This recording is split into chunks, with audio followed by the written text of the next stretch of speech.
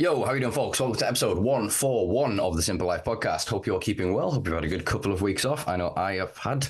I needed a social media detox. I needed, frankly, to sleep like 12 hours a day, spend some time in the woods, and really enjoy some time away from this quite hectic scene. As I've just been talking in the preamble with my soon-to-be guests here. It's a very interesting, loosely termed community that we live in here and we operate in, not just in the UK, but around the world. It's amazing how kind of infiltrated and captured it has become, and many people will still speak of revolution and of actual liberation and freedom, but so few seem to want to work towards that. I want to congratulate Germany for doing something I didn't think you were going to do, to be honest with you guys. I thought you would have had a hell of a lot more trouble getting through with this. Interesting one note I do want to put, and this is not me pissing on your parade, I just want to add one little note that a few people haven't commented on. The reason there was a midnight smoke up is because you can't do a public 420 in Germany under this decriminalization model. It is unlawful to consume cannabis publicly between 7 a.m. and 8 p.m.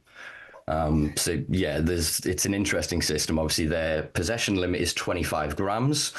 As anybody knows, an ounce is, well, it's about 28.23. We'll argue over the point later. A lot of dealers sweating right now thinking how much money they owe to their clients. The fact that they've left that short of the ounce limit, the fact that you can't have a 420, it just feels like they've not taken into consideration the culture.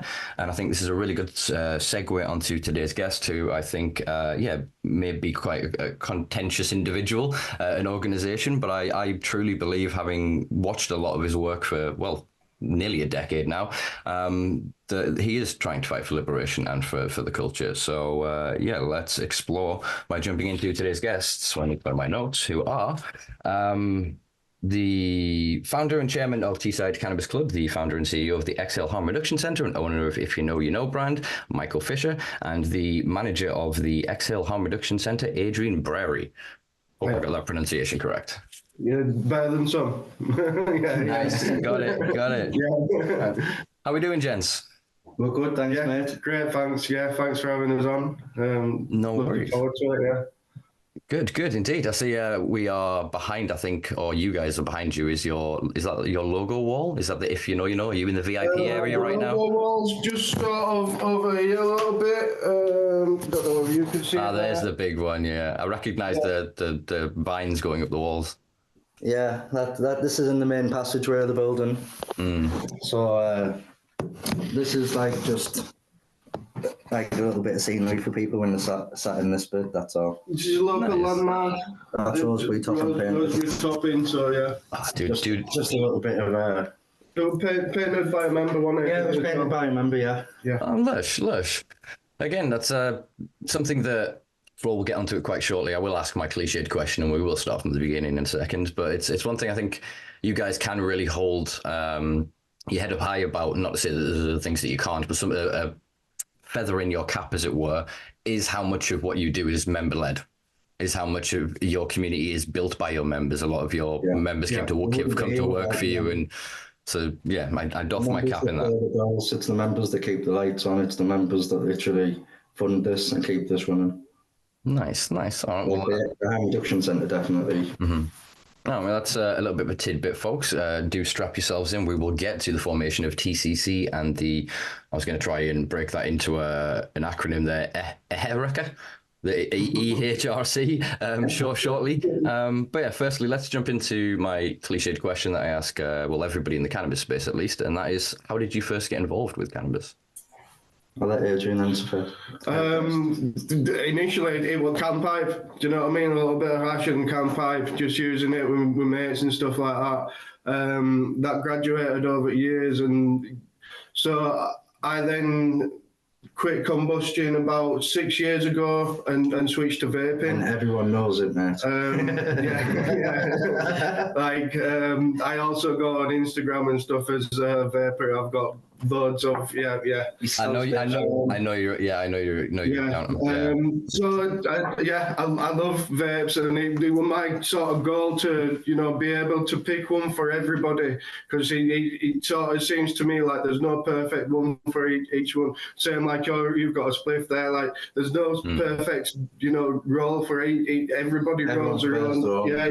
So it's like finding that niche for people, and now it's become medical, and you're supposed to, use a vaporizer to consume it. It's better for us, that understanding and stuff like that. So I started working with Club maybe 5 years ago. Part-time, and then full-time maybe about 2.5 years ago. And then moved on to a bit manager, and it's just one of those things. It's like you've got to do it. Like Michael says, it's the members that keep us going. It's like they come in, the harm reduction side. It's seeing those people who actually benefit from it and their stories, and it's like without that I probably wouldn't be here myself, because it wouldn't be me. It wouldn't be right for me, if you get me. We found it, like, I know it's cliche again, but it is really an exit drug, so a lot of our members who come here come to us after using harder substances, after coming from other addictions. They found that cannabis was that gateway out of that lifestyle, out of that like recurring nightmare that they were living. And obviously having a place like this available for them is a massive benefit for them, and keeps them functioning in society and being functional members of society, which I think is important. Yeah, I think it's not just cannabis really. It's a sense of culture, connection, community, and belonging. And I think, as I described, I'm trying to think. Damn it! No, we haven't signed a contract. There's a couple I'm consulting with anyway, and we were having a conversation the other day, and I kind of spoke of what they're wanting to do in terms of a project. And I described this idea of the cannabis stoner in their own house being like, yes, I'm safe and I'm cool. And then as soon as they step outside, you've got to be scared of everything. And then as soon as they step into your building and space, it drops again. And they're like, I'm safe. Nobody here is going to go, you smell of weed. What's in your pockets? Nobody's going to ring the police or harass you. You get to show off your weed and go, look what I've got. And they go, we work hard for our members to feel safe like that. And that's one of the things now, like, that we try and champion the most, is that safety. 90% of our members have jobs for a living. They don't want to deal with someone on the street who's been selling other sort of drugs and then a bit of cannabis on the side or whatnot. So it makes perfect sense having a facility like this available to them. It's a game changer for them, and it really does take away a lot of the anxiety and a lot of the uncertainty that they were suffering with before. Yeah, I don't doubt it.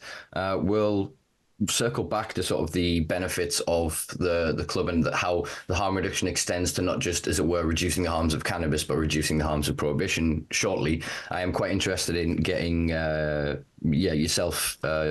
I've been off for a couple of weeks. I'm sorry, my mouth is not catching up with my brain yet. So how and when did you first get involved with cannabis, Michael? So way back, obviously I had a few little dabbles when I was 15, 16. But I suffered with irritable bowel syndrome since I was 15, 16, and it was my local doctor, my local GP, who told me when I was 16, 17, that instead of taking the tablets that were prescribing to me, which in his opinion was going to set me up for a lifetime of pain and misery, to go down the cannabis route. He couldn't advise me where to go to get it. He couldn't advise me like how to source it, obviously, but in his opinion, it would be a better option for me at the age of 17. I spent the next few years, unfortunately, not relying on cannabis as much as I should have done, and developing an addiction to tramadol and other tablets that were prescribed to me via the hospital, and spent a couple of years fighting the hospital basically to prove that they were having an adverse effect on my health and that my body was actually relying upon these substances. And I started relying a lot more upon cannabis throughout them, like in them 30 years. 2010 or 11, my dad got diagnosed with lung cancer. I already had an understanding of cannabis oil, obviously, and how to make it. 2012, I started making it, but my dad never got a chance to try it and use it. He sadly passed away in 2013. Came into a bit of inheritance money. Using that legal money, I thought, what can I do with it to make a difference and make a change to people? set up the Teesside Cannabis movement in December of 2013, a Facebook page. 53 likes in, Cleveland police commented on the post saying, "Good luck with this, we'll lock you all fucking up." And Teesside Cannabis Club was born in that moment. I rebranded as Teesside Cannabis Club, started doing outdoor events in the February of that year, talking talks, got about 20, 30 people at the first couple of events, realised there was actually an appetite for this kind of thing. Fast forward to like the July, and we were doing beach barbecue smokeout, which was the first kind of campfest. But the council had other ideas, and when I was about to go do it the week before, the council said that they were willing to spend 20 grand shutting it down and were going to fine me and all sorts of nonsense. Because the beach is a public place, they could obviously come there. Mm-hmm. Last minute thinking, I looked across and seen there was a rugby club that offered tents to pitch on the thing. Went in and said, "Look, mate, I have a cannabis club. I'm trying to do it like as a charity sort of thing to help people out. Is there any chance if I can bring a load of people here to pay you £7 a tent to camp on that field? Do you mind if we all smoke weed?" He was like, "No problem, son, as long as I'm getting £7 a tent." And that was how the first event came off. Only about 300 people turned up to that, and it pissed down. The police turned up. We had a liaison. Trev Coleman was involved in that first one. I think you've had Trev on your podcast, possibly. He was involved in that first one. So a gentleman called, I've forgotten his name now, Marcus Lynn. He helped negotiate with Cleveland police to sort of give us liaison officers for a ceasefire, as it were, while we pulled the event off. Mm-hmm. One of the officers was really supportive. He was appreciative of what we were trying to achieve and couldn't quite believe it was going to happen. And he warned me that on the afternoon there would be another officer that wasn't quite so forthgoing with his opinions on cannabis, and we may have some issues. And sure enough, that's what happened on the afternoon. He turned up and he had a different opinion. So that set us up for the next decade. And basically, we weren't going to be everybody's cup of tea. We were going to have some people that agreed with what we were trying to achieve. We were going to have some people that didn't agree. Just before that festival, I think in the April, maybe, don't quote me exactly, but I think in the April, the national press and local press covered a story saying Teesside Cannabis Club vows to cover the northeast landmarks in cannabis.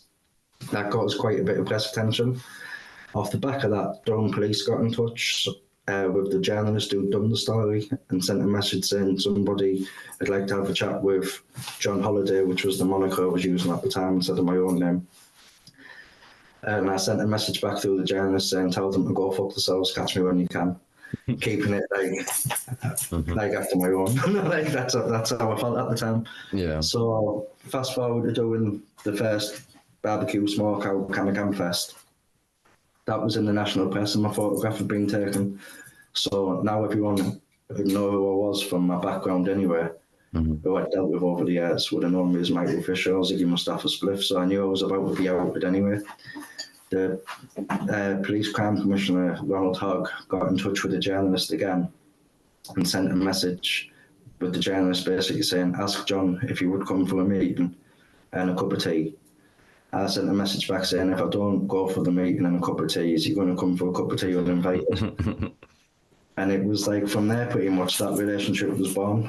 I went and met with him on the first meeting with Trev Coleman. I asked Trev Coleman to accompany me just as a little bit of moral support, and if I got locked up so there was witnesses sort of thing to what was going on. We went in, had a decent meeting with Ronald Hogg, who's now passed away sadly, and a brilliant working relationship and a close friendship developed over the next decade with Ron. And without Ron, we wouldn't be here today in this place existing as we are today. And if he hadn't passed away in 2019, the UK would have been so much further forward to what he had planned. He could have been leading the national police. Yeah. The universe had other plans for what Ron's 5-year plan was for the UK. It's going to happen. It's going to come, and we just try and keep his legacy alive. We've had ups and downs over the last decade. Some of them we'll talk about, obviously, over the podcast. But it's just been a roller coaster ride, mate. People think it's easy because of the polished facade that I put out on social media. But the grey hairs that you'll see and the age on me compared to when I started this, I'll tell you, it ain't easy to keep this open and keep it operating and keep everything running as smooth as what it does. Yeah. Our main aim is for the members not to feel any of the effects or any of the issues that could arise. So that's the main thing. As long as they're sheltered from it all and protected from it all, and they've got a safe place, there'll be sacrifices made along the way. Hence my 3-year ban recently. But it's one of them things. You know what I mean? It is what it is. But yeah, I think that shows like the stigma onto yourself as well. Like you said, when people come in and they feel that relief, like you've got a safe space where people can openly discuss this sort of thing, these subjects, and like if they do need any help in a further way, like we've got ways of signposting them to other services and things like that, which we've got, you know, signposts of literally through Michael's cooperation with, you know, other places in past organisations, and working closely obviously with some of the organisations that you're familiar with, like Neve Eastwood out Release. Obviously a lot of support from LEAP and a lot of support from other organisations as well. It's just trying to keep chipping away. Police forces tend to have elections every few years, and people that's one coming up next 2 weeks. We've had 8 crime commissioners and 2 crime commissioners and 8 or 9 police chiefs in Cleveland since I started the club. So you can imagine the bumps in the road over them periods of time. Oh yes.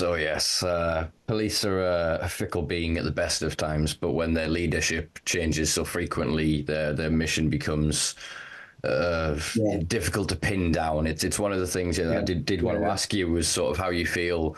I don't know how sort of aware you are of how much of a, let's borrow a phrase, a volte-face, as in a turnabout, that Durham Police have done since Ron died, unfortunately, rest in peace, and Mike Barton retired.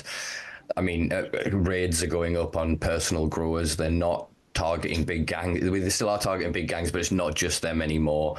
Street harassment, more pulling people over, etc. It's sad because we literally seen that and had reports of that within 6 weeks of one passing away. Like I was at court as a professional witness. I was paid to be a professional witness in a case, and that was against Durham Police, and we had a successful outcome on the case, but like ridiculous. Like on that occasion, prosecution were trying to give a man who was terminally ill, basically with only months to live. They were trying to give him a Proceeds of Crime Act and an immediate jail sentence, and it was on 40 plants or something trivial. That literally, he'd have been lucky if one plant produced, but he didn't know how to go. He had no clue and no understanding, and a family member had grassed him up because he refused to cut the family member in. Like, I shouldn't have had to go and take time out of my day, obviously. Ron would have been turning in his grave knowing that was going on so soon after he passed away. 100%. It's just a sad state of affairs, and this is the problem. It's like that thing that we did many years ago on BBC, postcode lottery. It still very much is a postcode lottery. Depends who's in power, who's where, what MPs are trying to obviously stay in power, or who's trying to put a feather in the bow. It all just depends on who they're coming for. Yeah. Sometimes we're on that hit list, sometimes we're not. It just depends what's going on at the time in the current state of affairs. Yeah, I think that's until, I mean, far beyond. I mean, obviously, I've made my views on legalization quite clear, but until there is like a full ubiquitous descheduling and decriminalization of all aspects of cannabis-related offences, will always remain a political football. So again, to go back to Germany, I'm not pissing on your parade again. I'm just commenting on it honestly. It's the only way I can do this. There is a rise in a change in German politics. Obviously, you guys are moving into elections at the minute. Your last set of elections shifted your Overton window a hell of a lot to the right, and the most predominant party on the right, I think it's the Christian Democrat Party. Don't quote me on that. Have basically said, if we get in power, even if part of a coalition, the first thing we're doing is tearing that shit up. Thailand have gone back and reversed. We're going to be reversing their stance. Oregon in America have just decided, you know what? Yeah, we decriminalized all drugs, which they didn't. They made it a civil offense of like $75 to $100, dependent on the amount of possession of the drug. And they're going, now we know 180 days in prison. So they'll invest the money locking those people up for 180 days. But when they decriminalize, they spent no money to provide services for those people. They set them up to fail. And it just feels like places like yourself are never going to have that surety. I mean, even like, again, no, brands like Bulldog or whatever, you're corporate side and structure, yeah, that's sound and locked in because you've done well in that to fit. But in terms of the coffee shops, I'm not convinced that what's happening with their Equat's legal pilot isn't going to shut them down. I'm not convinced that what's happening in Spain isn't going to shut down the clubs over there.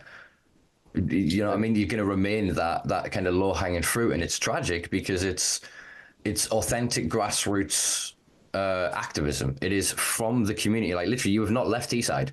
You, from Teesside, encapsulated this thing for well over 10 years now. Have gone, let's do this, wiggle work with the same sort of conceptual idea of serving the community that you are in. There are so many people that I've seen in the UK cannabis space over my tenure, not literal 10 years, but the time I've been in the space, that have just fucked off. They're in Spain, they went to Thailand, they went to America, they went to Canada, they went, and they're all just stupid amounts of money. But you've got to just like, to me, my background before this was always like, I grew up in a time where there was loyalty and where there was like people like standing shoulder to shoulder with each other and backing each other up. And the times have changed. 2024 is not like that no more. There's a lot of snakes, there's a lot of people that stab you in the back. But I try to run this business with them morals and that moral compass, and I try and keep it obviously sailing as straight as it can by that, if that makes sense. But it's hard sometimes, it's difficult now, like, and there's always going to be those that try and detract from your end destination. Mm-hmm. But you just got to try and stay on target and stay focused and try and adapt. Like, I don't like Bear Grylls, I'm team where me is, but adapt and overcome, do you know what I mean? Like, is what you need. They put hurdles in place, you need to just try and figure out a way to adapt and overcome. That was one of the reasons why we partnered with my Medica to offer a medical prescription service in-house as well. Mm-hmm. It was something that needed to be done, that naturally had come along. Touching back on Germany and the legalisation side of things, what you were saying, I think it's quite interesting, the 25 grams choice that they've gone with. I think that's a harm reduction move on their part. You know, like, so it sort of limits the dealing, a little bit like our model, how we operate. So there's a limit in place, because then the authorities know that people aren't purchasing at retail prices and going to resell to, you know what I mean? It isn't creating criminality outside of the space. I mean, it's not a harm reduction service. You're feeding the black market, you're encouraging the black market. I would agree with that if it wasn't for the fact that it's now legal is the wrong word, definitely, because it's more of a de jure decriminalization because of the limitations that are applied upon it, and there isn't a commercial industry.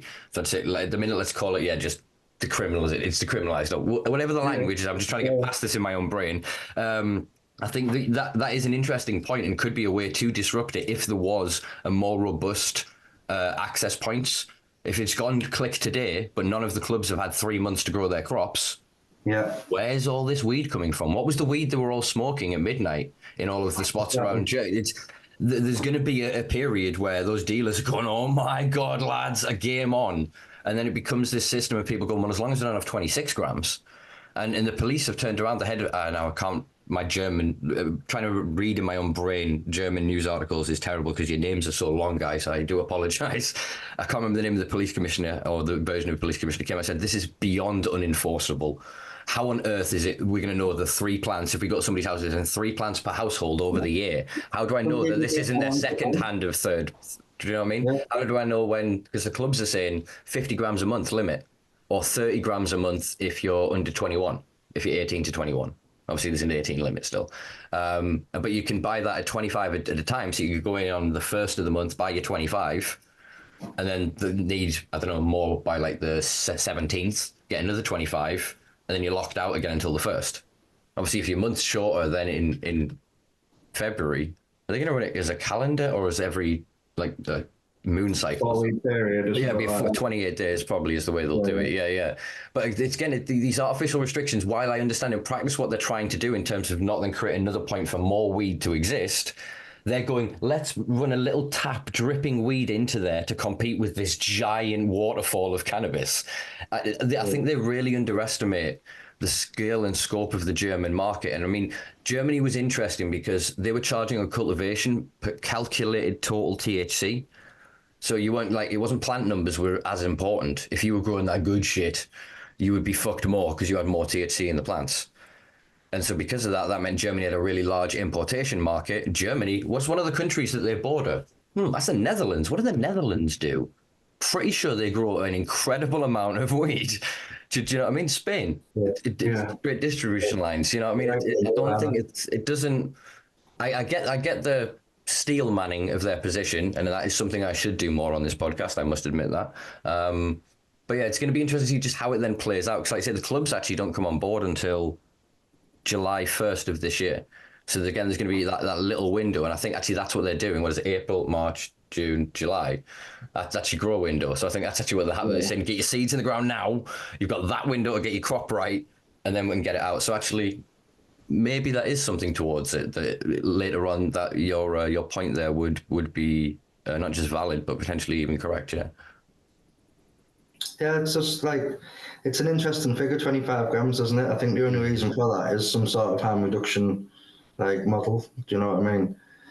Well, I suppose in their eyes, they're not even thinking really of harm. They're like, it's harmful either way, as long as we kind of make the money on our side. But it's like you say, disrupting the dealer, because then you go, oh, can I have an ounce knot, a near ounce? Can I have I don't know. It disrupts like the lingo, because you can't then buy a half. Then does 25 become the new ounce, and then the half is going to be 12.5. And then that's probably what you'll see, won't you, over a period of time? I think, yeah, it'll be called like, oh, I want a German 8th. Yeah. I want a German Q. Give me a German Q. Wait, what's a German Q? A German Q is 6.25 for anybody wondering. I've seen some ounces on the streets, mate, that are like 126 grams, getting close to 125. No, like over here. It's one of the weird things. Like you say, the postcode lottery isn't just about the enforcement of cannabis prohibition via the various police forces. It's about the access to cannabis. And I suppose it's, as you say, if you know, you know. If you know somebody, you know, and you've got a connection. Like I say, in some pockets, there's these amazing varieties where there's like 40, 50 different, there's people on Telegram and whatever, and different other organizations like yourselves that have access to these other things. And then in other places you turn up and it's like, this is the one thing that everybody has smoked for 5 years. No one has ever even seen another bud. No one's heard of these names that you're on about. It's such a weird, it's a weird thing, but it also, it speaks towards the criminality aspect of it. Obviously got dominated by the Albanians. That's the worst kept secret in this country. You know what I mean? What a lot of people have not quite clocked on yet is a lot of Albanian nationals are going back to Albania. There's a potential amnesty coming in where they want to let up to, I think it's €1 million just magically appear in your bank account in Albania, and the Albanian taxman and government will go, we didn't see it. As long as you come back to Albania and spend your money in Albania, we don't need to know how you made your money. Obviously, they've moved towards an industrial and medical sort of quasi-legalization system that they're going to be implementing as well. And if you think of what they've basically spent, or a minority of their population have spent their time doing, is channeling and perfecting transport and logistics across Europe. Do you know what I mean? About 80% of the cocaine is run across Europe by Albanian nationals. I mean, they're dealing directly with cartels now. If they switch that over to then lawful supplies of cannabis and whatever else, Albania being quite a large country but a small population of like 2 million, they become quite a major powerhouse because, again, cheap labor, good access lines, arable land, quite close to the equator, so like 12-12 timing. So yeah, it's just interesting that as that kind of dissipates and moves on, we're seeing this resurgence slowly of the grassroots movements of people going, oh, I'll stick a couple of plants here for myself because I can't get nothing. And then they kind of get bitten by that bug. And then, like you say, they go to a place like yourself. Unfortunately, there's not obviously that many activist protest things that happen outside of 420 anymore, really, in the UK. But we still try and find each other, and we're building our community. Got paid off and took jobs. I think that's what the problem is. No. Yeah, without naming any names, because I can't be asked getting sued. I've still got nothing for you to fucking take, but you can sue me if you want. I'm not going to name you just because I can't be asked fighting the shit. But yeah, I could probably list 7, 8 people. That's why it's gone quiet. Maybe more, actually. That's why it's gone quiet, but like, they're not about no more. No, like, and one person standing in the field just doing the same. It was nice to have a bunch of different organisations working towards the same goal. We were looking to do a medical came in, and a lot of them were like, you know what, that's me done. Yeah, like, a lot of people that's me done. That were it. Yeah. My fighting argument's always been, every time we did an outdoor event, it wasn't the medical crowd. Well, it wasn't a lot of the medical crowd that turned up to support me because they weren't able-bodied. it was the recreational crowd. So I can't turn my back on the recreational crowd because we wouldn't be here without them. They're the ones that paid the bills in the early days and championed us to get us to this point now where the medical users feel safe enough to come and use these services. And that's off the back of what the recreational crowd did. Do you know what I mean? So like, we even just the consumers, the people that don't define on either side of the line. You know, I'm on both sides. I'm a lawful prescription holder right now because I'm same. but like I don't see that as like that's not where we aren't done, are we? Do you know what I mean? Like we need decriminalisation. Until we can all walk down the street and until yeah.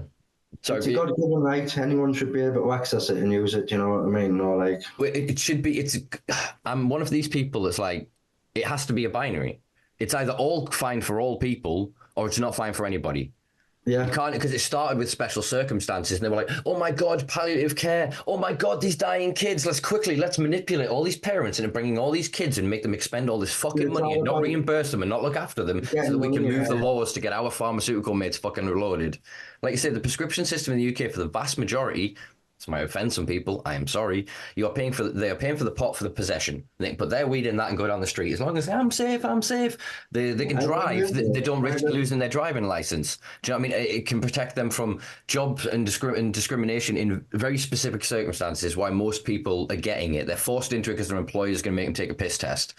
Somebody in housing is saying that the house smells. But do you know what I mean? It's a coercive thing we're forced into doing. It's a form of racketeering.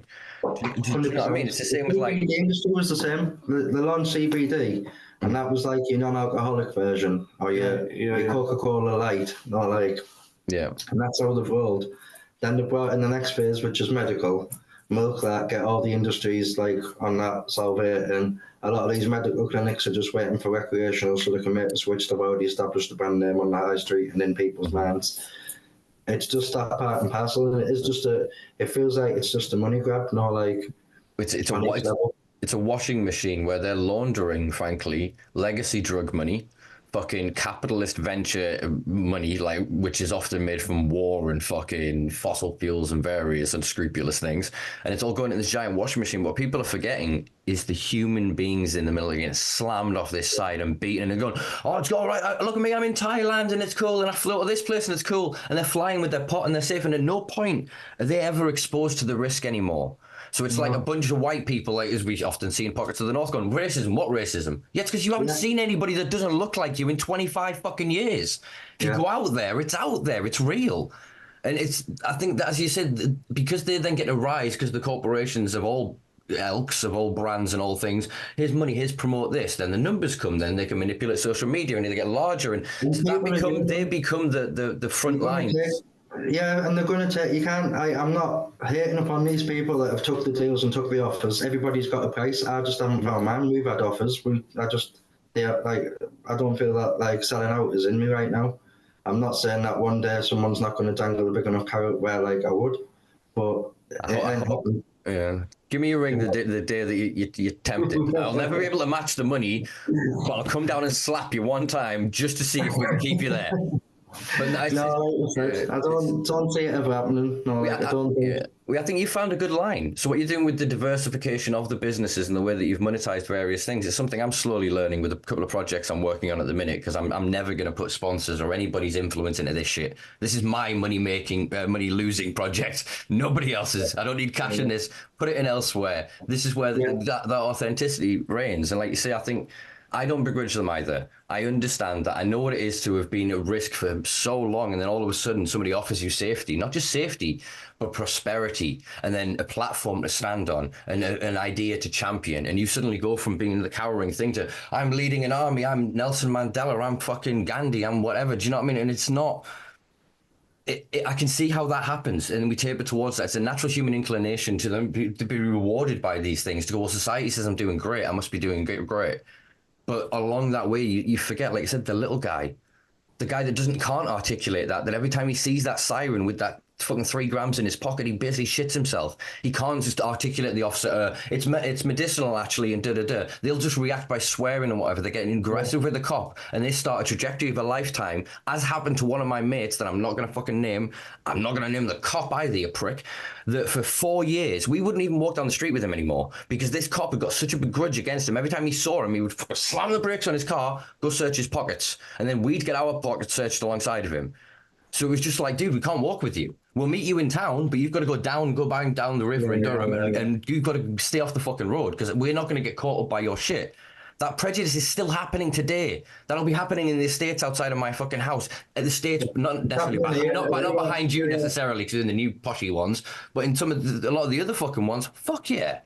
It's still a real thing. The war is still happening. Even like I said, in California and places like that, and people are like, woo, no, people are still getting caught out. If you don't know and have read all of the rules and know exactly what to say, and you don't know all the loopholes and to keep it under this amount or to not go there with it and to, avoid all of those risks. You can fall down a slippery slope really easily. Yeah, but they say it's ignorance of the law isn't defense of the law. But I say to them, your law has to make fucking sense. Otherwise, your law's ignorant.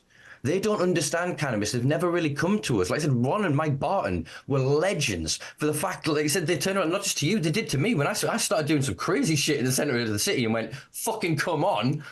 Bless them, they rose to the occasion. We had the fucking conversations. We worked out, like I said, allyship and figured out a mechanism by which I could be authentic and loud in what I was doing, but then you not to fuck with us because there was no need. Do you know what I mean? Where it was disruption for a few hours. Open dialogue with the authorities, I think that allows events like yours that you used to do up and doing, and like obviously our events in the club to exist, is having that open dialogue and transparency. And I think if you're underhanded or you haven't got honest intentions in your business or in what you're trying to achieve, then you're not going to want to have them kind of conversations. Anyone can say, oh, yeah, it's not easy to speak to the police, so it's not. No, fucking right, it's not. I've got a criminal record as long as you am for, like, cannabis stops. I got set up by the police years ago on a witness intimidation and attempt murder trial and got placed in jail without any previous convictions or anything.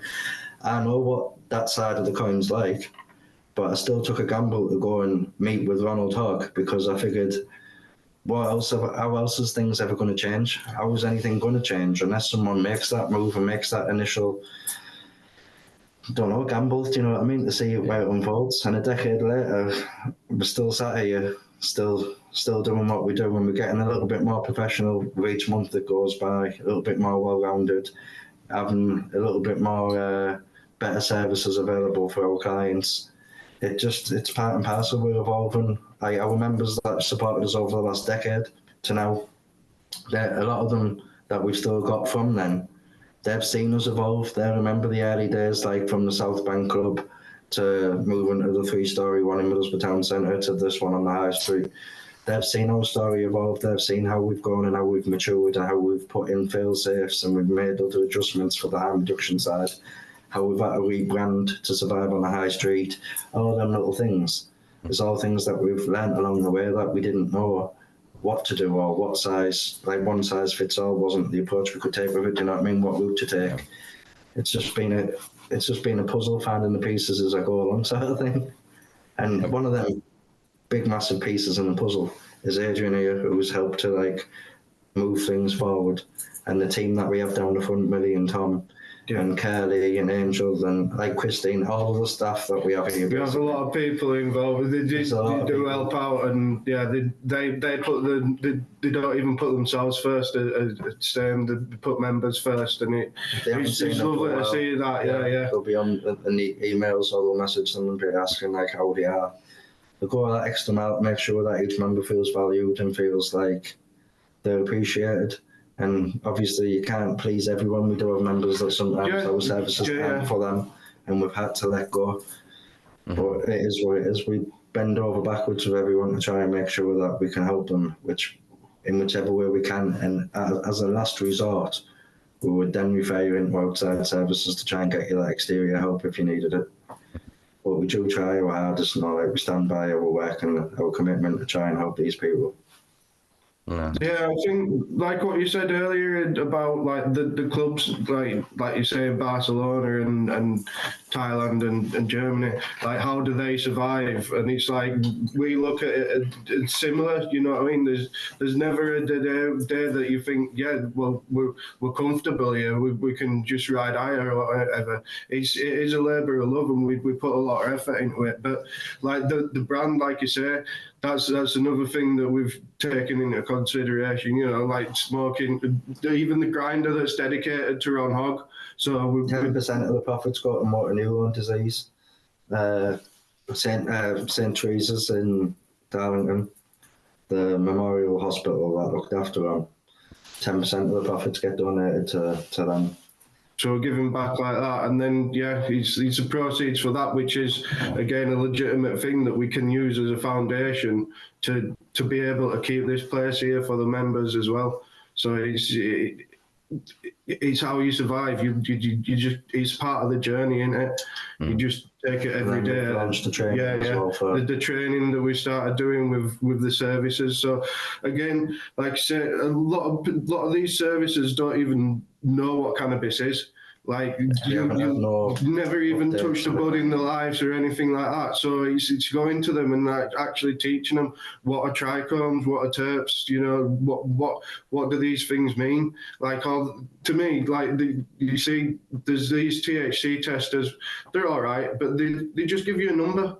Like, what's this number? What is it telling you? He's not really telling you that much, is it? The THCs that luckily I think we're at about the peak of this. When we look back on it of history of going, what the fuck are we on about with the number associated to THC?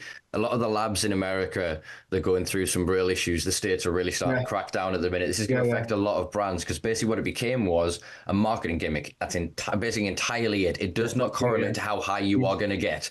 There is an intersectional play between, I suppose we now call them like the volatile sulfic compounds that we used to just basically catch-all call as terpenes, and then the flavonoids, and like I said, the other interplay between the cannabinoids. It's all within that, and it does seem to be that there is something in something that isn't a cannabinoid that is the modulator, because when they break down the profiles of these and they put them all down, like they lay down every profile of a cannabis plant, they're so similar, yet the effects can be so dramatically different. So it seems to be that a lot of the variability is less in the product and more in the person. The endocannabinoid systems are like as unique as fingerprints, and us three, we all smoke, I don't know, fucking Mach 1. We could have three very different reactions. One of us could be in the corner just giggling, you know, one could be like half asleep, literally drooling, and the other could be just like jittery. It's so different. So it's the lived experience of the members, like I say, matters. So I think the fact that your club and a lot of the clubs and spaces that are operating now in the UK, it's not a pretentious bud tender going, I know shit. It's like, here, you can have a look at it, you can have a thing, we'll talk about the cannabis, but it's your reaction to it that tells you about it. If you smell something, like Uncle Kush said, you know, follow your nose. If you smell something and go, whoa, your body probably wants that. If you smell something and go, it's probably not that interested in it. Yeah. But so many people are just buying cannabis because, like we were talking about the postcode lottery before, that's the cannabis they've seen. I've smoked weed for 5 years. That's the weed they've got for 5 years because somebody owns that area. But they have never really had, other than going like Amsterdam, maybe on a short-term holiday, or Barcelona, the opportunity to kind of look at bud and get that relationship. But getting to meet with other cannabis people, it's like what do you hear of all the older generation talking about with the demise of the pub and the loss of hospitality? They're not bemoaning the loss of alcohol. They're all at home getting pissed. What they're bemoaning is the loss of each other. Be sitting together. Dave, you want a game of darts? Aye, lad. Oh, me next now. Do you know what I mean? That social element of coming and chatting shit, catching up on the crack, so to speak. You know what I mean? And like trying to understand, like, oh, what you been up to? How's the family? It was a touchstone for culture. And I think cannabis, we've got a chance to build this before the corporations get a hold of it in Europe. Whereas in America, the corporations have captured it, so it's weed at home. So the lounges, the clubs, the spaces, granted, there are a few beautiful exceptions across America that are starting to pop off in different ways.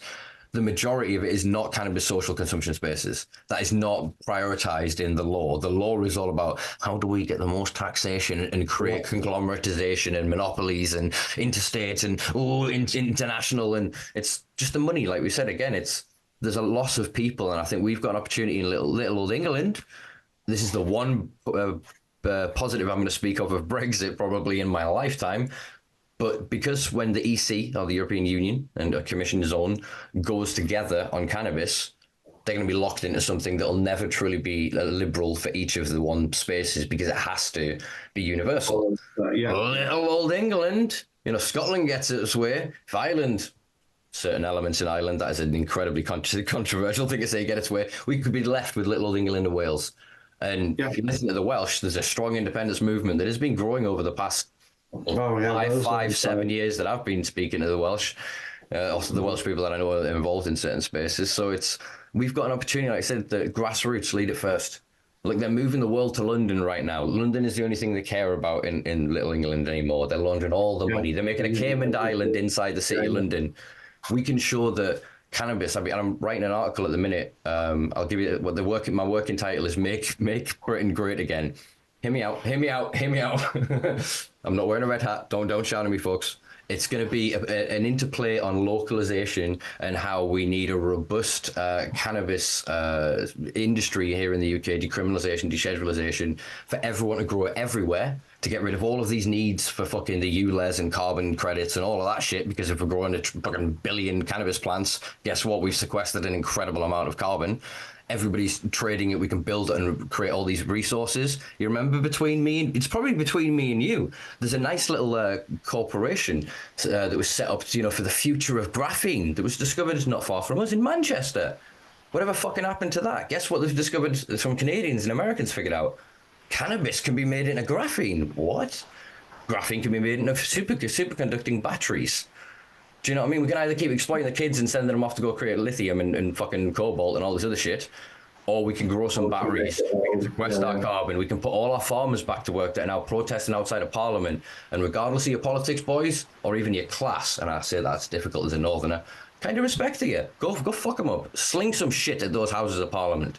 Do you know what I mean? They deserve it. They need to see the contempt the rest of this country has for them, because they've kept us on our knees while they've got richer. We've got resources, community, eager people willing to build this revolution, and they're wasting their money going, 20 grand, Michael, 20 grand we'll spend on fucking fining you. Don't you dare get us 300 stoners together. No. It was a good event. It was nice. It did rain, but it was Teesside rain. It wasn't like fucking Scottish torrential sideways rain. We got wet, but we didn't drown. Yeah. Not wrong with a bit of water. That's the thing. I think, like, more people need to just say no. Do you know what I mean? Like, we need to co-opt that. Take that back from Dare. That's ours now. Yeah. Just say no to prohibition. Yeah, like, the strongest words you can have in the English language, I feel, is no. Do you know what I mean? Like, it empowered me. Over this journey, everyone thinks it was gifted and handed to me. Ron told me to be provocative. He told me to run with it. He didn't give me any exact guidance on how to get to this point until we got to like 2017, 2018, and we had to sit down and start having conversations of how to really make it about harm reduction then, and how to remove this from the black market, and how we could progress moving forward. Where do we see ourselves 10 years from now? Them kinds of conversations. That was when they came, but in the early days, it was definitely just very much just saying no, getting told like, Michael, we're going to shut you down or we're going to jail you. Well, do it then. No, like, because I'm still doing this event. I'm still doing this. I'm still doing that. And it's that belief in yourself. Yeah. Still have times now where things will happen and certain things will be said to us. And I hear myself talking, and I always joke and say it must be John Alder, because like I hear the shit that's coming out my mouth to them. I think, why am I like? And I'll go with it and I'll back it all the way, and and we end up, touch wood, still surviving, still being here. But it does feel now like over the years, there's definitely a different character that splits off whenever I'm confronted with anything that's like on that level. It's John that takes over business. I'm more like easy. Yeah. I think in kind of a meta-ethic sense, maybe I'm completely butchering the field of study, but I'm confusing it with something else. It's almost like that is your ideal. That's your Ubermensch. That's where you're aspiring to be. So in those moments, you step into the protection, as it were, the armor of that facade, and I use facade in a non-pejorative sense, to enact what it is that you want to enact against great personal risk. And that's, again, what people forget about this space. Like I say, you are probably the most successful that stayed in the space of the generation of people who got active in it. Various other things happen to people and personal things and raids and arrests and very vicious hate campaigns and a lot of infighting and I'm not going to name you two because one of you is still alive and Jesus Christ. How do I word this? How have I worded it before? People paying to put on like conferences to discredit other people, people paying to have things put into media that discredited other people, people being paid under pseudonyms to write into papers. I could go on for like a lot of fucking shady shit has gone on. But in that time, like I said, you've hopped around from space to space and granted got better each time in terms of locale and you've tried and you've adjusted and like you said, if you can play it and you can hold your back up against the wall and still fight your corner. Mm. That's the thing, and I think like I've got very good at defensive fighting over the last decade.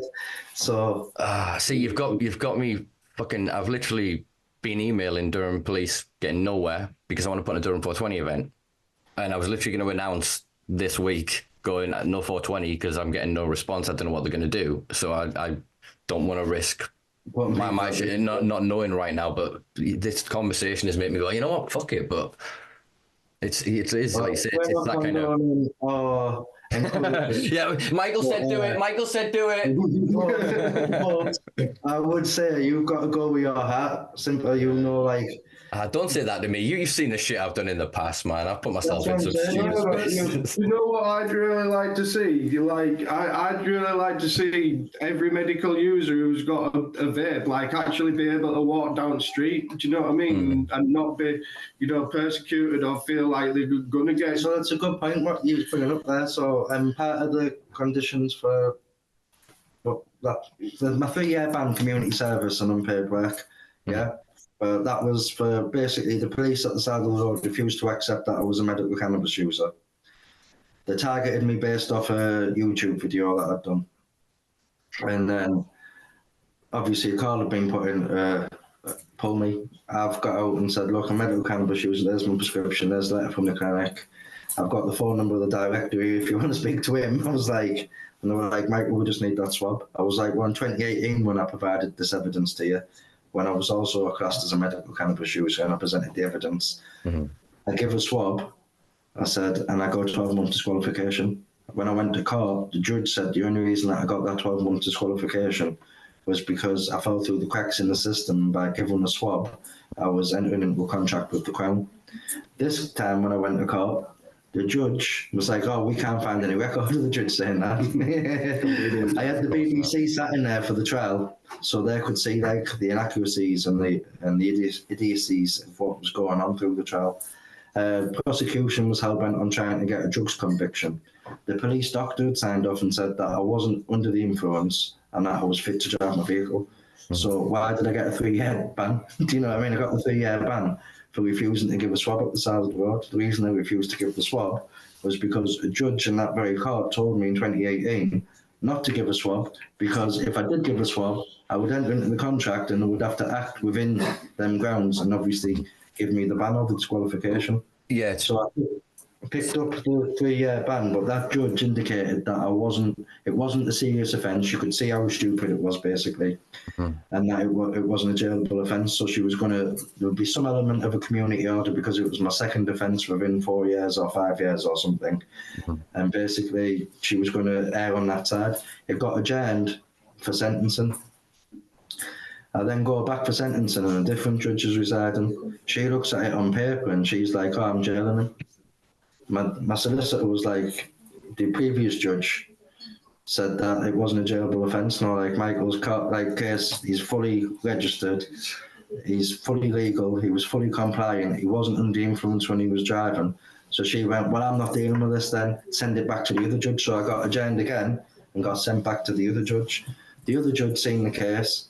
She acted like she was going to act absolutely fine. Someone had a word with her. Next thing I get the 3-year ban, 150 hours community service, 37 hours RAR days, which is like rehabilitation days.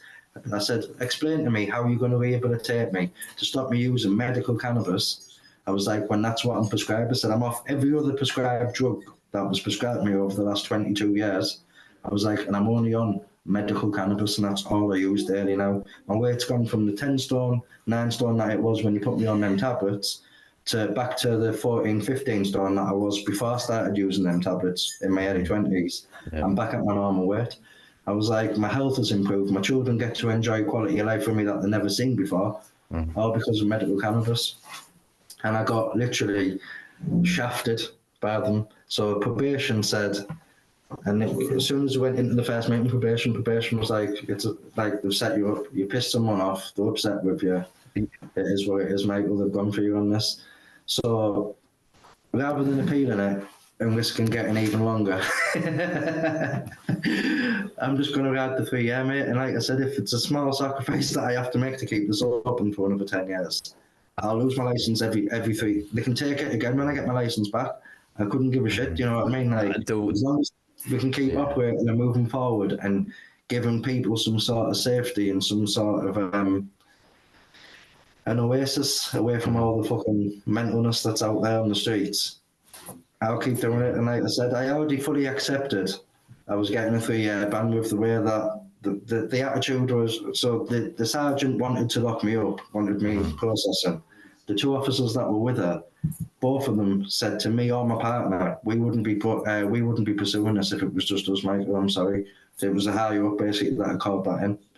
So they're just doing the job. And if I'd have given the swab, I would have got off with it probably in court, fighting it with my legal team. Or like obviously that I was. This is what I'm so confused about. Is that, I mean, that is entirely But in the same sense, my solicitor advised me that if I had given the swab, I would have still got banned because they were hell bent on giving me the 3 year ban. He said they would have gone down the route of saying that basically I was over the limit to drive anywhere and there's no prescribed medication limit currently. And so basically he was saying prosecution already had it all worked out to get me. They just needed to catch it. It was how they were going to catch you. They already had the case in their head. My camper van has a number plate on it, so it was pretty blatant. It was me. But it's an ex-police van, and like I've still got it. It's still on the road. It's still in existence. I'm not driving it, but there's other drivers. And like I said, they can slow down the journey, but you're not going to stop it. You know what I mean? And like it's much bigger than me now. This club. The movement, everything is much bigger than me. You know, like if I dropped off the face of the planet tomorrow, I know it to continue. I know it to keep moving.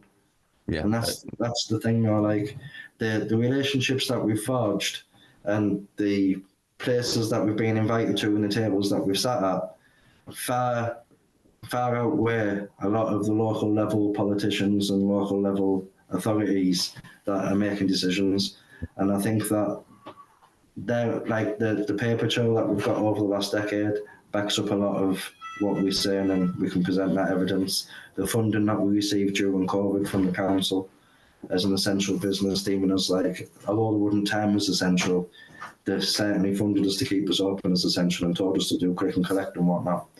And so that paper trail and the evidence that we've got there paints a very different picture to the narrative that some people might try to paint currently. But like we said, there's they try to rewrite history all the time, don't they? They try and 100%, man. So I want to linger back on this point because you're trapped either way. Because if then the excuse that they've said is there is some form of they've engaged legislation, but in order for a conviction, they would need evidence. Then so it's the point is collusion. Basically, I remember standing in a room with a person I'm not going to name, a quite senior barrister, and their legal representation. I asked about the connection of the bar and their ability to defend their client, and was basically informed that the solicitor cannot go against the bar. They cannot challenge the law. So this is the reason why so many people are now going to litigate in person who are having quite a lot of success, is that basically even if you have a righteous defense, so the whole thing of now of the Traffic Act, the Road Traffic Act 1988, was updated in 2015. The reason they updated it in 2015, these numbers might be slightly off, was because cannabis driving offences were prosecution rate was around 73%. Within several months sort of afterwards, it was up to in the 90s. I think it rests at about 97% right about now. It's coming back down again because obviously we're starting to figure out holes in it. But basically the problem is that they moved cannabis from Section 4 into Section 5A. And what that meant is that detection meant impairment. So that's where they were trying to trap you under their old interpretation before like the change of the new laws of Schedule 2 under misuse of drugs regulations. So they've then basically stated that he's going to have it in him because he's got then his prescription. We're going to basically refuse the prescription as evidence, which means then if we run the case, you didn't have that evidence, wasn't accepted into the court case. So therefore, yeah, you've refused. So they've gone down the refuse thing. But that's what the judge said. She was like, all we can do him on is the failure to provide. And that's the insane thing, because, like I said, under an interpretation of Schedule 2 Misuse of Drugs Regulations 2001, there is and has been accepted in several cases now across the UK, with people standing litigate in person, an argument that we do not have to be dealt with under Section 5A. We can be requested to be dealt with under Section 4, which means the police have to perform a field sobriety test on us to determine impairment. They cannot assume that... and that's the thing. Detection isn't impairment anymore. And like, see, yeah, they don't know the law, and it's the whole thing of... Because of they put us in their rooms and they dress in their wigs and everything. It's that extra layer of pressure to go, yeah, I'm against the wall, but I'm also seeing the fucking gallows they're going to hang me with. And that's what forces us to that. And then when your helper turns to you and goes, this is the best thing for you, they've set us up entirely. It's like, you shouldn't be in that room. You should have never been detained that evening.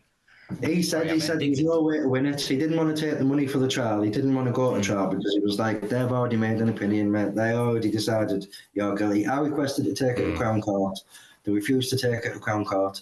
They wanted to deal with it in magistrates. They didn't want me.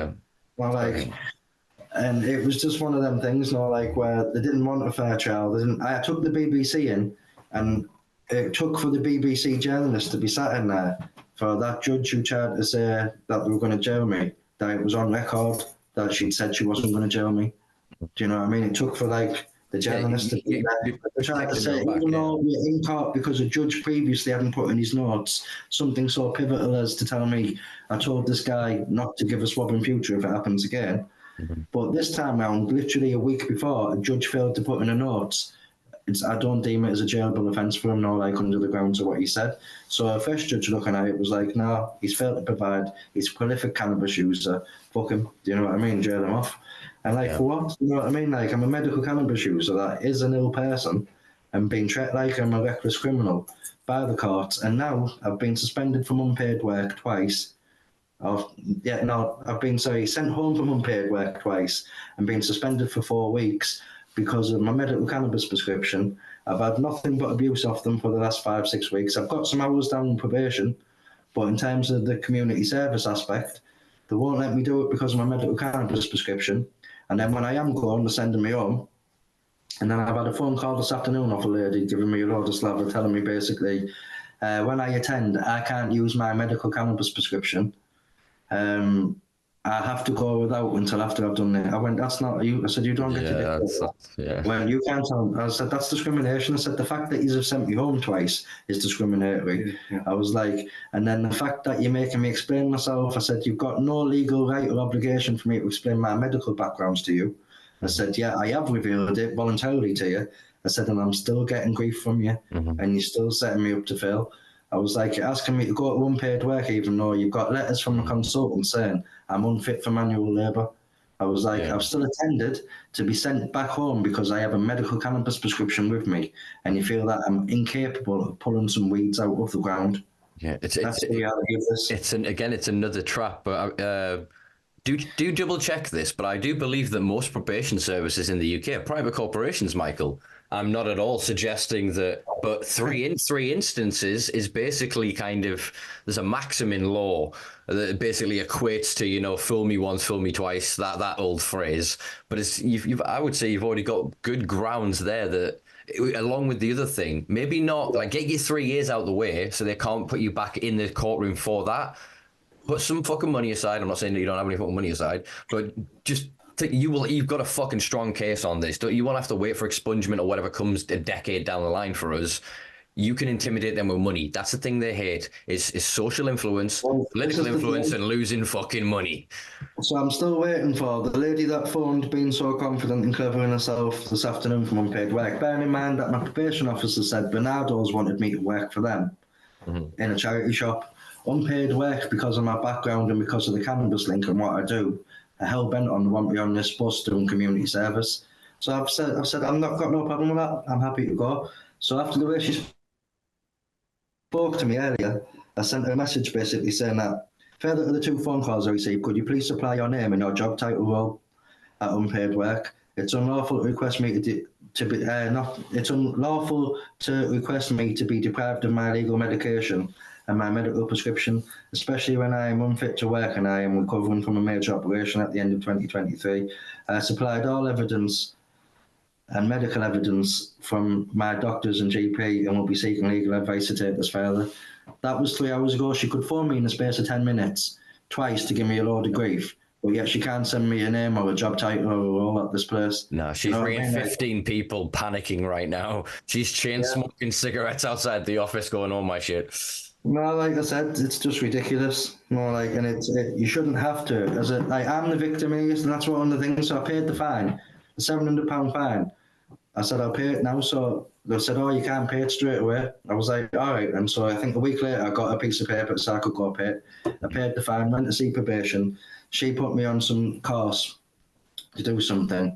I did 55 hours. I was only getting 45 hours off it. I was doing diplomas and shit, just taking them for fun, saying I'm not needing to like prove anything to you here, but this is like what you've got me doing. And she was like, no, we've knocked the hours off. I then turn up to do the unpaid work element because I'm only allowed 45 hours to be knocked off for these courses.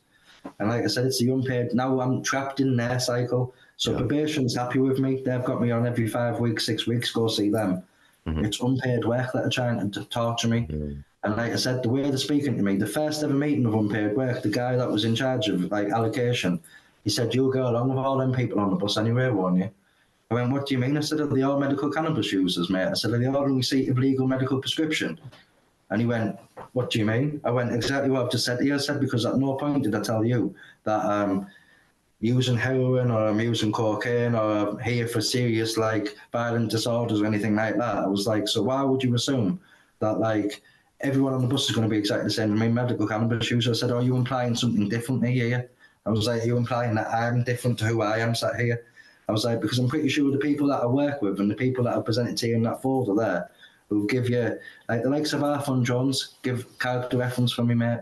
No, like other senior people put character references in for me. And I had this little chump sat behind the desk telling me basically that I'm unfit to work in a charity shop. I'm not the kind of person that would like in a charity shop. I was like, mate, do you understand what I do for a living and what we're in the process of setting up a charity right now? No, like, it was like, I don't think you understand what we do. Mm-hmm. And then, like, to get fast forward, kicked off the bus twice to then today, a phone call saying, you will be available for unpaid work on Monday. I said, I am. I said, it's you that suspended me.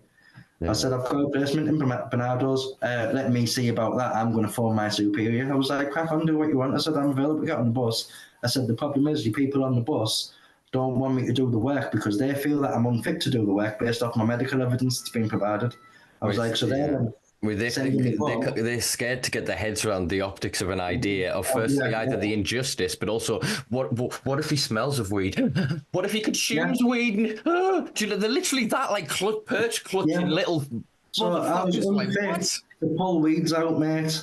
On light duties, I was sent home because they deemed I was unfit to pull weeds out of the ground. I'm not complaining because I got 3 hours for doing nothing, like knocked off my time. Yeah. But my point is, where's the like logic in that? And like on the grand scale of things, that fine that I paid, the £735 fine, I'm the fucking victim. Yeah. I should have just been paid that money back to myself because I got took to court. Mm-hmm. I went to trial, that all that cost to myself, and then paid £735 fine at a cost to myself to the victim, which is not me apparently, but some fucker else because they got that money. I'm the victim in this scenario, not the police, not the courts, not the system. Yeah. And that's one of the scary things that I think people don't quite understand about the idea of the 2018 Act and of prescription or air quotes, like medical cannabis is if you take the laws for what they are, if you lay all of our acts and statutes together and you put that and the Disability Discrimination Act and various other things together, we're cool. Yeah. But 70 fucking years of warfare the bigoted, most vitriolic people in the 70s and 80s, they're still fighting shadow boxing, fucking reefer madness depictions of drug dealers and drug users and of counterculture. They're, you know, still lost into this milieu of, I don't know if that's the right word I'm looking for, but like this swamp of bullshit that they just can't wade through it. It's so thick they get bogged down in it. So that becomes all they see is there's us, the good guys, and the papers say they're the bad guys, so get the bad guys. And they smell us. Even the smell of cannabis sets them off. And they want to attack you and search your pockets and disrespect you and take your fucking rights away from you. It's an hypocrisy, and it speaks to, unfortunately, what, like I said, the vast majority of the clinics are doing. They're going, oh, hold. No, we'll get the millions. We'll get the millions soon. We'll keep these couple of thousand now. We're going to keep building that, but hold. When we get those millions, we'll be the big boys. You know what I mean? That's why Curaleaf bought out Sapphire. You know, that's why a few others are in various problems. I mean, I spoke to one of the guys that I've known for many years, was part of a conglomerate that nearly bought the whole Life group as a package. You know, that got dissected and picked apart, and licenses are getting set up in some companies, and they're getting almost instantly dissolved and bought out. So the license ends up in this guy's pocket, and then they end up in this country, and then that ends up with, there's so much fuckery. And again, washing machine, we're still bouncing off the fucking sides. That's the thing. As long as you're paying them bills, mate, and you're fucking signing the right contracts, and you fucking giving that money to the right places, them doors will open for them.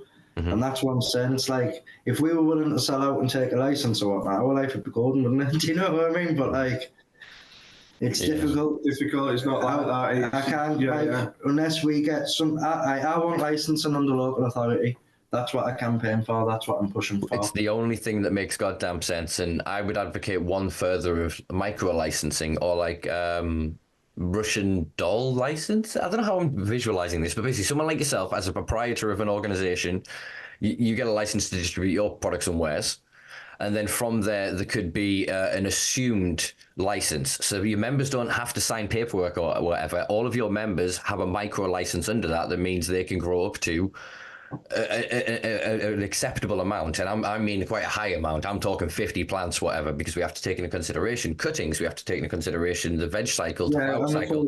We have to take into consideration, like you said, the average grower isn't growing your Gary Youd's fucking 17-foot tall fucking trees in the bedroom.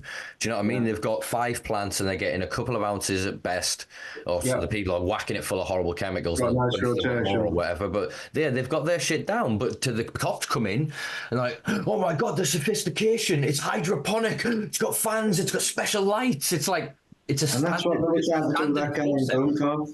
He had a hydro setup, but he had a fucking wooden shed built in his bedroom, mate. He had 4 plants squeezed in a space that would have had comfortably 4 plants, 5 plants, yeah. I can't imagine. The image in my head is never going to match what this actually looks like, because it's the quintessential pitched roof garden with the window down the side in the middle of a bedroom. Well, blacked out window on that, obviously. He's not stupid. But now, like I said, the guy didn't have a clue. He just was trying to prolong his life any which way he could. Yeah. And like I said, the prosecution were hell bent. You know, like that. This was a commercial setup that based off like his setup. He had they said he only had 1,000 watt plant light, but he had 2,000 watt light in there. And he was buzzing that he hadn't realised he had 2,000 watts. I was like, okay. I was like, you weren't getting fuck all back with that setup there. I was like, 2,000 watts, and they killed everything in there. I was like, he had a shed with poor extraction, tiny little setup, tiny little size. I was like, and it was cramped. I said, to do better having more space, not less space, no, like, especially in that setup that you've got going on. Their assumed calculation at the time, I think they've just changed it, but I think it's 48 grams per plant is what they assumed to come off a plant. So if he had then 40 plants, that's around 1,840 grams. Oh, it's commercial. Who the hell would consume 1,000 grams? Do you know what I mean? It's such a big number to them. They can't quantify it. People producing 8 ounces, 10 ounces of plant on fucking deep water culture setups and that. Not like we like Gary's fucking, like I said, these kilo trees that he got done with. What do they call it? Purple haze, I think, is what the Liverpool Echo decided to call it. You know what I mean? It's fucking. They don't care. It's the sensationalness, like you said. It's the size, the scale, the numbers. It's what looks big, exaggerated. Look at even the way they record it when they to call off the zeros. Put all the zeros on. Do you know what I mean? They could use it in words. They could describe it in many different ways, but they want the visual simulation of them going, look at that large number they've taken off the street. Well done, police. I know there was all those rapes and the high street's dead because of theft. I know there's fraud at a corporate scale that's destroying the world. But yeah, thank you for getting that old man and his plans. Yeah. And that's the issue here is like, it's that fucking hypocrisy, isn't it, that everyone's facing? Yeah, everyone, even ourselves. And like I said, although we're saying medical users, I've sort of got that green right. As we're seeing, just with my own little plight with the services, like, and I know it's unpaid work and community service and whatnot, but there's still a long way to go just on the medical side, because these fuckers think it's, they think I'm literally, don't even know. I'm turning up with illegal street weed, but I've just got some massive cojones where I'm like, no, mate, I can smoke this. My doctor said so. And I'm like, no. Like, you've got the evidence there. You've got the proof there. Like, why do you think that behind your pen pushing behind the desk here outrules what my specialists and doctors have said? Like, you don't get to do it. It's not lawful. And, like, that's the issue with these people. Do you think it's, I think, I'm talking about this. I'm going to get some hate for this. You get a fucking hate on me for a lot of the things I say. Anyway, you guys out there, I know, as we were discussing before we started recording, hate watchers are often your best watchers. So thank you for hate watching, folks. Thank you for the people who are enjoying it as well. But I think there's a problem in the language. They are medical. Medical is defined as coming from authorized or connected otherwise to doctors, pharmaceuticals, authority, that system that's established. Medicinal is self-guided. So I could consume ginger medicinally. Do you know what I mean? Yeah. I could consume any fucking thing medicinally. Arguably, a lot of people do. With like, social, as I talk about quite frequently, social anxiety. A lot of people go out and drink 1 or 2 beers. They're not at all enjoying the alcohol or trying to get drunk, but at 2 beers or whatever for them, I'm not worried. I'm calm. I mean, I know because they can't smoke weed or do whatever they want to do that normally allows them to live their life. They do that thing. And so there's that allowance. But I think a lot of the thing that's happening is how many people are going to go to probation? How many people step before a judge and go, oh, it's medical medicine. They're mixing up these things. And it's almost like they're going, no, there is $35,000, $40,000. Unfortunately, I count myself amongst that rank that are protected, quasi, as you said, under those laws. But there are implementation issues. But then there are millions more that get a medicinal benefit from it. That what's their best avenue? Can card? No offense to looking Can card or Carly, but this is the argument. Giving people false hope, not slagging Carly off here or Can card, but we get hundreds of emails and messages saying, literally from people who've got medical prescriptions as well. They'll be like, I don't have a Can card. Do I need to get a Can card? Should still come to your club. Oh, well, your card that I've got, will that cover me if I get a card from you? And I'm like, you don't need a card off us. You don't need a card off Can card. You don't need a card off anyone. Just if you've got that medical prescription, that's your legal right. Can card might benefit you in some areas where police forces more, I don't know, like sympathetic to it. Where they're trained to it as well, I think, is a big thing. But I don't think, I think that line's getting blurred where Can card or any of these Medcan cards or our Exhale Harm Reduction card is not a card that guarantees and eliminates you for an immunity from prosecution. Do you know what I mean? I think that needs to be construed across more. I feel like 100% people are getting that line blurred so fucking much, and it's creating so much diversity in the community where you've got medical patients that are walking around flashing the card no, I've got a card though, I can do this, I can smoke in hotels, I've got a card, and you're like, that card means fuck off, man. It's like you said, it's the language leads to the misinterpretation and misuse of the language leads to misaction. And I don't think there's anything untowards against Carly here in a card or any other cards. I think that it's just that blurring of the line of you need this card in order to use cannabis legally in the UK. That's an outright misinformation campaign. A lot of this is down to the mainstream media. So I think one of the things I did write is from a Lad Bible article, which one of the journalists basically finished it by saying that members get a card they can show to police to officers know, so that officers know that they're a medical cannabis user. And again, I know that's not.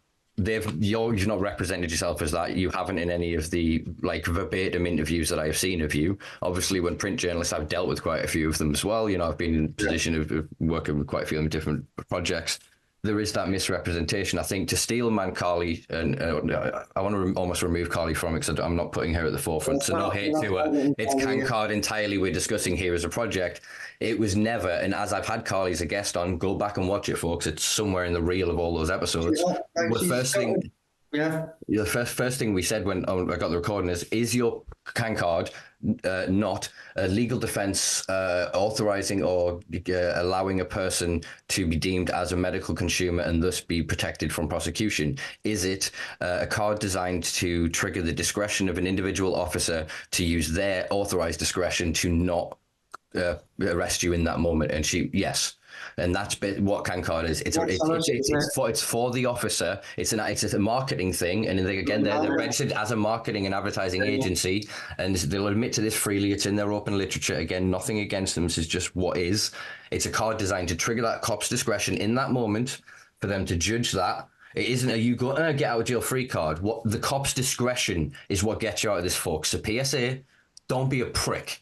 I know I said some things in a video not long ago where I was maybe a bit aggressive. I did try and absolve my transgressions in that clip, and I believe still that I did and stand by it, but maybe the deliverance of it. So again, to Steelman, it's the Cancard is to you're somewhere being subtle and consuming cannabis before going into a venue or wherever else. You're not walking down the high street blazing a fucking half-ounce joint. You are exhibiting discretion. The cop then finds you, goes, what the fuck's going on here? Often in that language, actually, when they smell weed. You can then go, here, officer, explain your situation. If they're aware of it and have been inculcated, the wrong word, I don't want to say indoctrinated either, informed, educated, and made aware of the system, they can then go, right, what have you got on you? Be honest now. Is it if you've got like a kilo on you, this is going to be a fucking problem or whatever? They can trigger it, have a rational conversation with them. I'm not saying lie to the police here, folks, but I'm saying use your discretion and be sensible. Don't go straight as legal advice. But then dealing with the police, be respectful. If you be respectful for it, you can get out of that situation. You can often, as I have done previously, although I am quite a loud talk mouthy and quite informed, I've taught myself out of situations with no protection before, no prescription, no Cancards.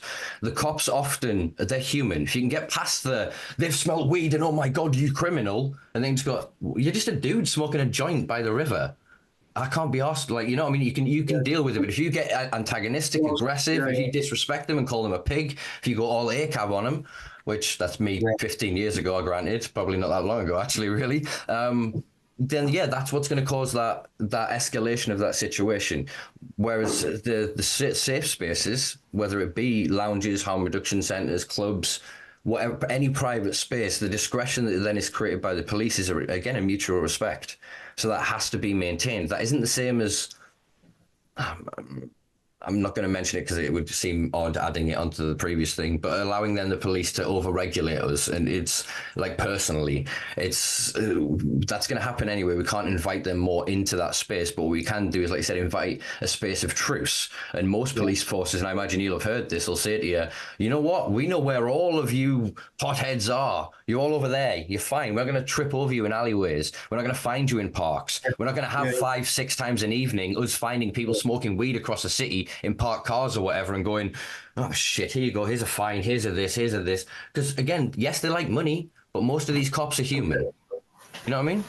They really don't want to enforce this that way. It's not worth their time for most of them. Do you know what I mean? It's one of them. What good are you getting from it? And if it's causing other people distress or whatever, anxiety, if they are medical users, again, like you say, it's going wrong way. We've been here for 6 years now, and we're still having the same conversations over what should have been, you know what I mean, signed and done. We should have been well over that stuff. Yeah, I think something Michael championed that is a shame that we never quite all got together was the idea of regional sort of trials of separations, that Durham should be allowed to do something separate from Northumbria, should be allowed to do something separate from Nottingham, that there should have been these district councils because actually, okay, we'll find these champions, these people that are already doing these things, allocate them a little bit of funding, give them signposting to other authorities and individuals, build like an interconnected team of people. and go, okay, and work kind of what Michael's had to build anyway. What I think a lot of people have tried to do in different avenues in the UK, but have either mistimed it, have approached things kind of wrong, or have just been caught out by being under a quite an authoritarian police force or council, or like you said, just one person somewhere high up going, I don't like that weed stuff. Going back to like what you're saying about London, where everything like it sort of seems centralized. Like even if they could get over that sort of hurdle, you know, we have advised is it Mary London's like council? It Sadiq Khan's decriminalisation of cannabis? Yeah, we advised them last year, and it's one of them. Like it does need one on every corner. You know, in every county, in every town, in every city. Like it needs more of these places where people could come and have that support, have that place where they don't feel a criminal just for using something that makes them feel good.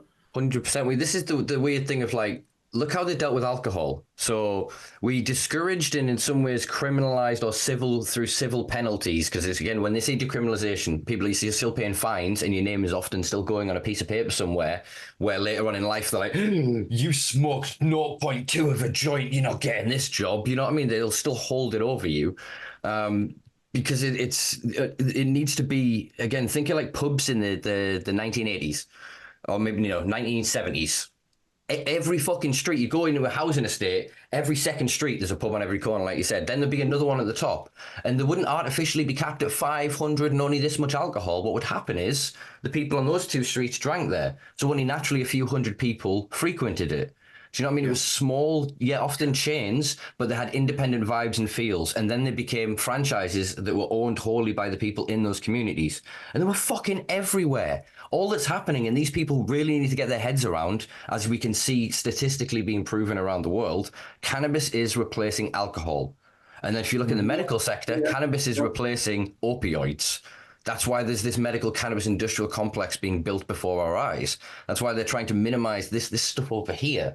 I mean, I can't wait to see what the fucking Trulieve have managed to push into the Florida ballot that's going to happen in November in terms of restrictions and like corporate control.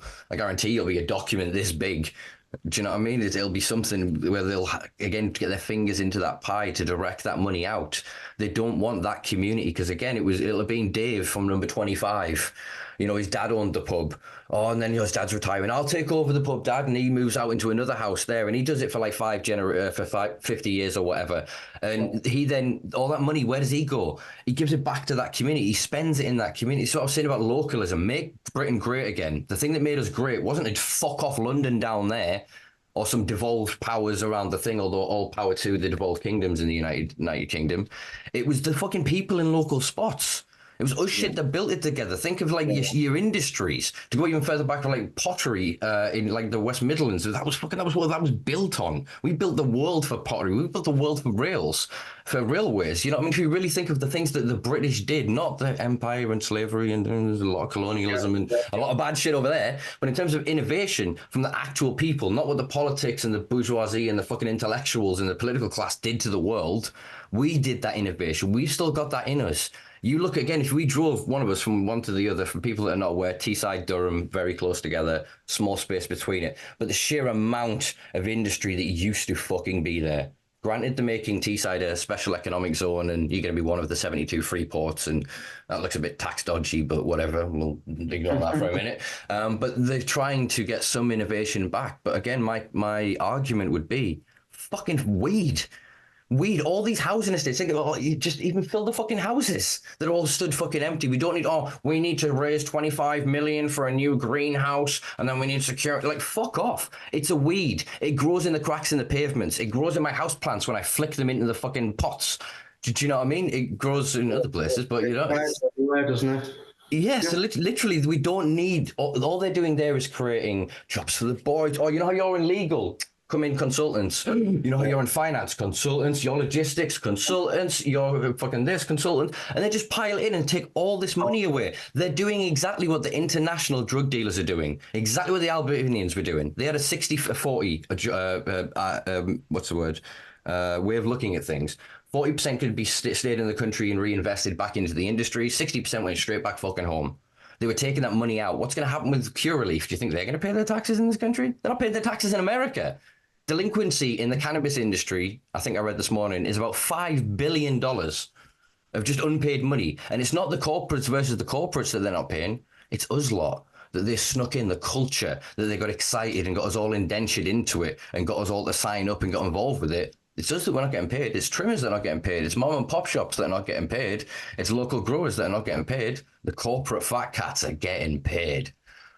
And we're just seeing this adoption of that system is globalized. But again, I think Little Britain, we got something we can give to the next fucking century.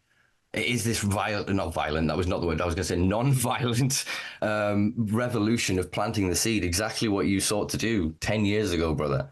We need to overgrow this system. It doesn't necessarily need to be this radical act, but it's just, we need a way of getting from where we are to cannabis being the main resource. Like I said, it can replace cotton, it can replace plastics, it can replace petroleum, it can, replace all these fucking cardboard and packaging stuff. Think of all the Amazon packages and how much of that, the paper and pulp could be removed and changed.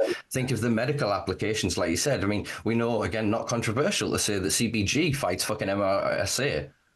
Is that the right acronym?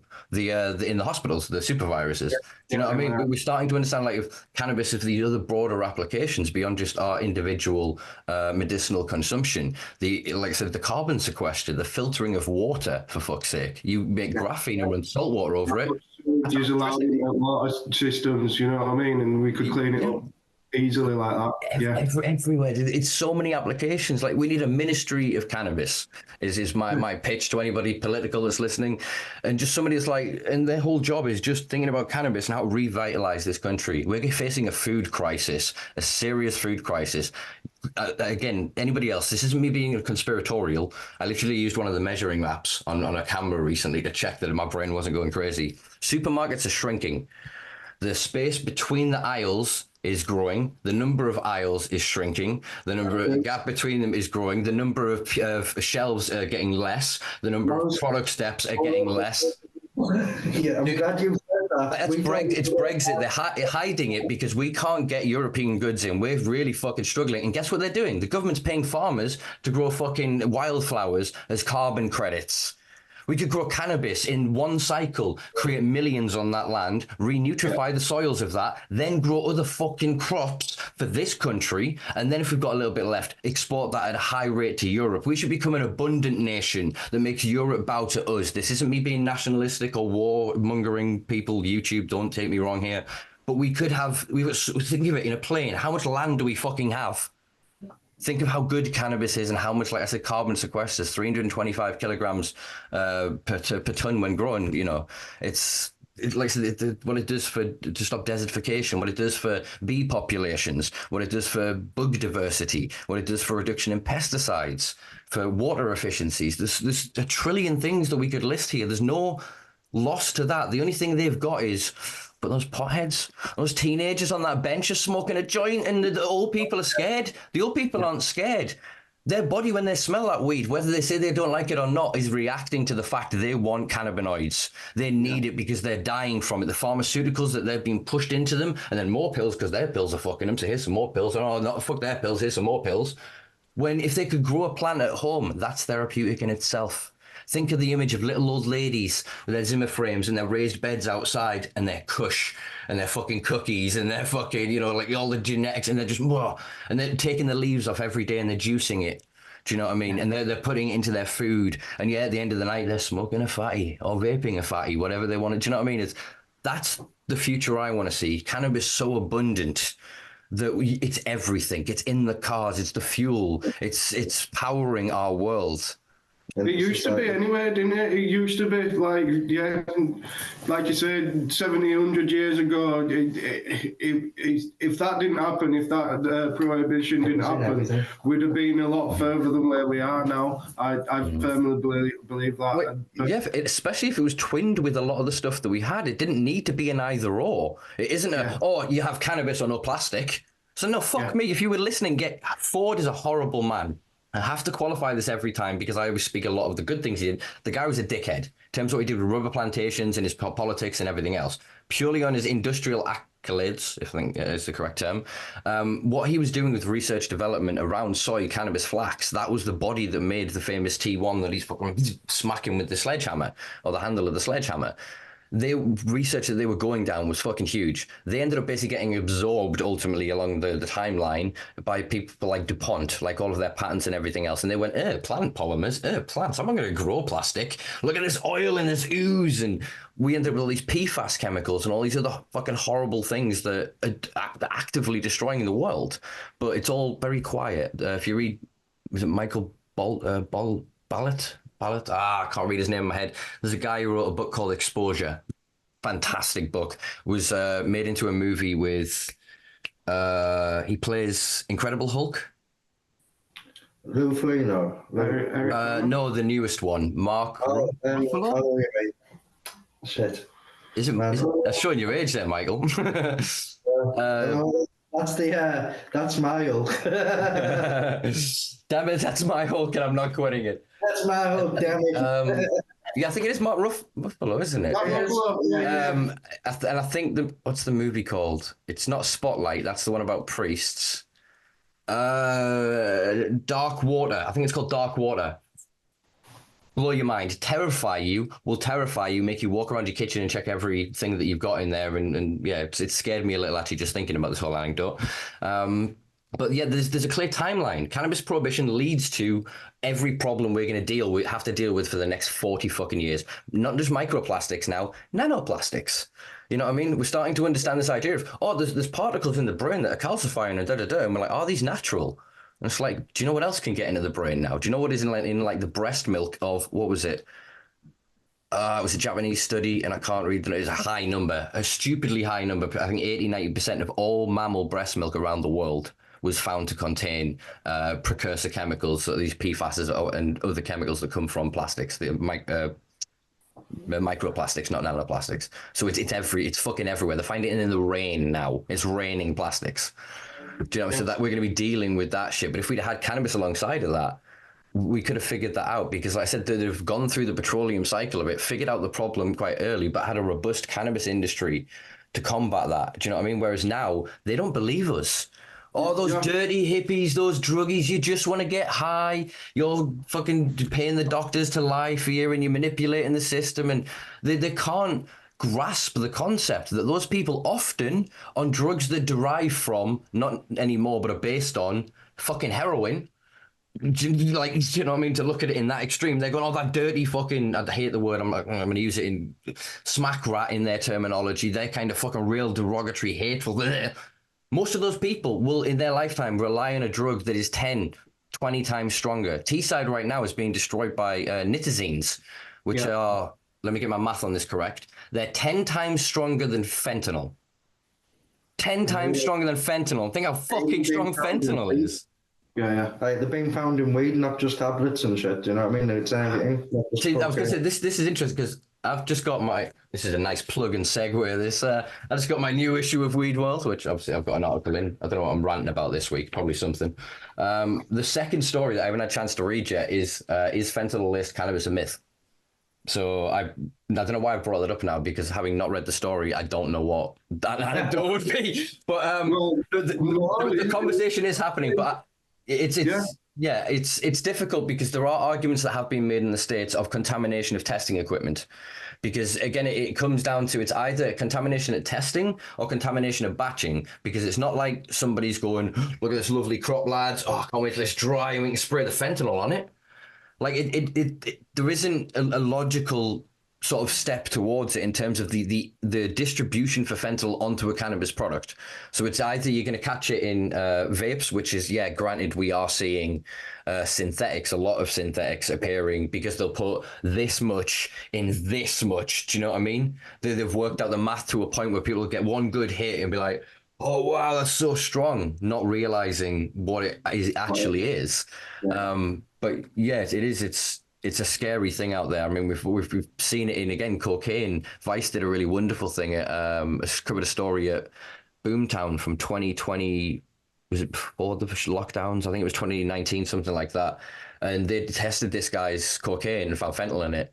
And the guy came back to the loop who'd done the testing, and he sat down in the little booth as to do with you and explained it to him. And he'd got fucking apeshit, and he rang his dealer, berated the fucker, threw the shit away, and basically vowed to go in. I think it was deal with that guy when I get back. There are obviously idiots at different spaces, and I grant you that there will be somebody. I guess what I'm saying, I'm speaking from my privilege of drug knowledge. If you don't know drugs, if you just go, well, that's stronger, add that to that. I can't see actually some idiots doing that. So I retract my previous point to a degree of lack of certainty. I think, yeah, that they very well maybe and very well end up. We know obviously for well spice, like as instant kind of cannabinoids, we're seeing a lot of that. And there is, I'll thank Drew for this. He's going after the people that are marketing infused cannabis. Do you know what I mean? That are basically importing either industrial hemp and shit like this, and they're infusing it with terpenes and spraying on synthetic cannabinoids. Yeah. Bullshit, innit? It needs to be that organic. It needs regulated. At the end of the day, the only people that suffer is the consumer, whether it's an illegal market, recreational market, or whatever, grey market. It's the consumer that's the ultimate. Well, I think it's the hands that touch it, isn't it? Because if you think about it, if I grow some weed and you go, "Oh, can I borrow some weed?" I'll be like, "There you go, some weed." Yeah. If somebody's fucked with that weed, it's me, and you've got me accountable. So if every cannabis consumer is educated and informed, they can hold that one person accountable. If everybody that can grow grows and is allowed to grow that little bit more, and figure out, if you want to figure out your tax, I would still argue that we are paying more tax than most corporations, because you pay tax on your lights if you do it properly. I will argue you do it fucking properly. If for nothing else, I'm not going to argue morality about theft. I will argue about your own arses, guys. If you add theft of electricity as a charge as cultivation, you ain't going to get the slap on the wrist you hoped for. They really don't like that. That's a 6-month sentence.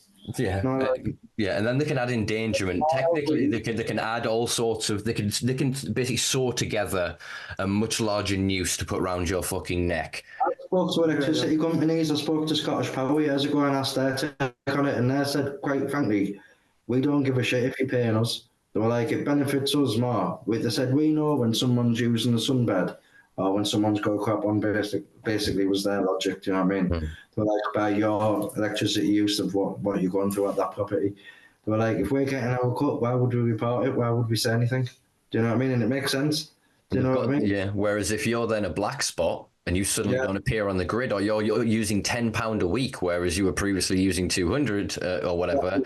Well, I'm ringing up straight away, isn't it? So we always say, if you're going to grow, pay your bills. It's basically, if you want to look at it in the criminal conspiracy sense, not in the actual literal what they're doing, but in the people conspiring together, it's, yeah, like you said, everybody would want that. Think of your average Guy Ritchie movie or whatever of a drug deal of Dave's going to grab it, and then the driver, we've got to pay the driver, and then we've got to get this guy for protection, and then we've got to get this guy. And it's, everybody wants their piece, including the police, folks. It's just the issue we have in this country is we can't pay them directly like they do in most other fucking countries.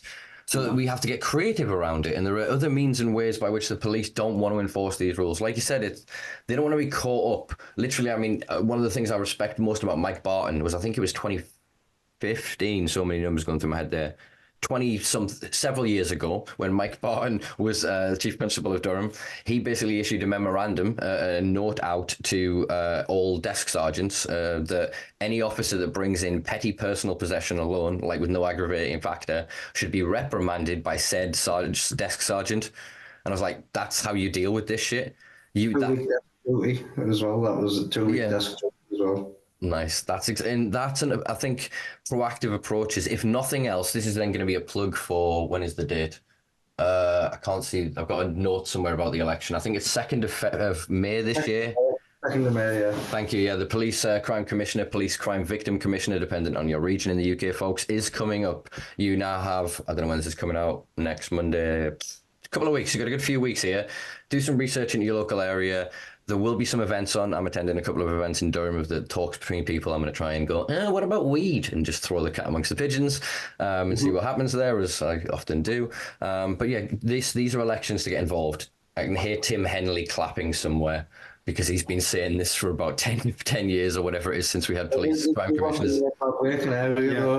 Them elections, it takes such a small amount of voters to actually win that vote.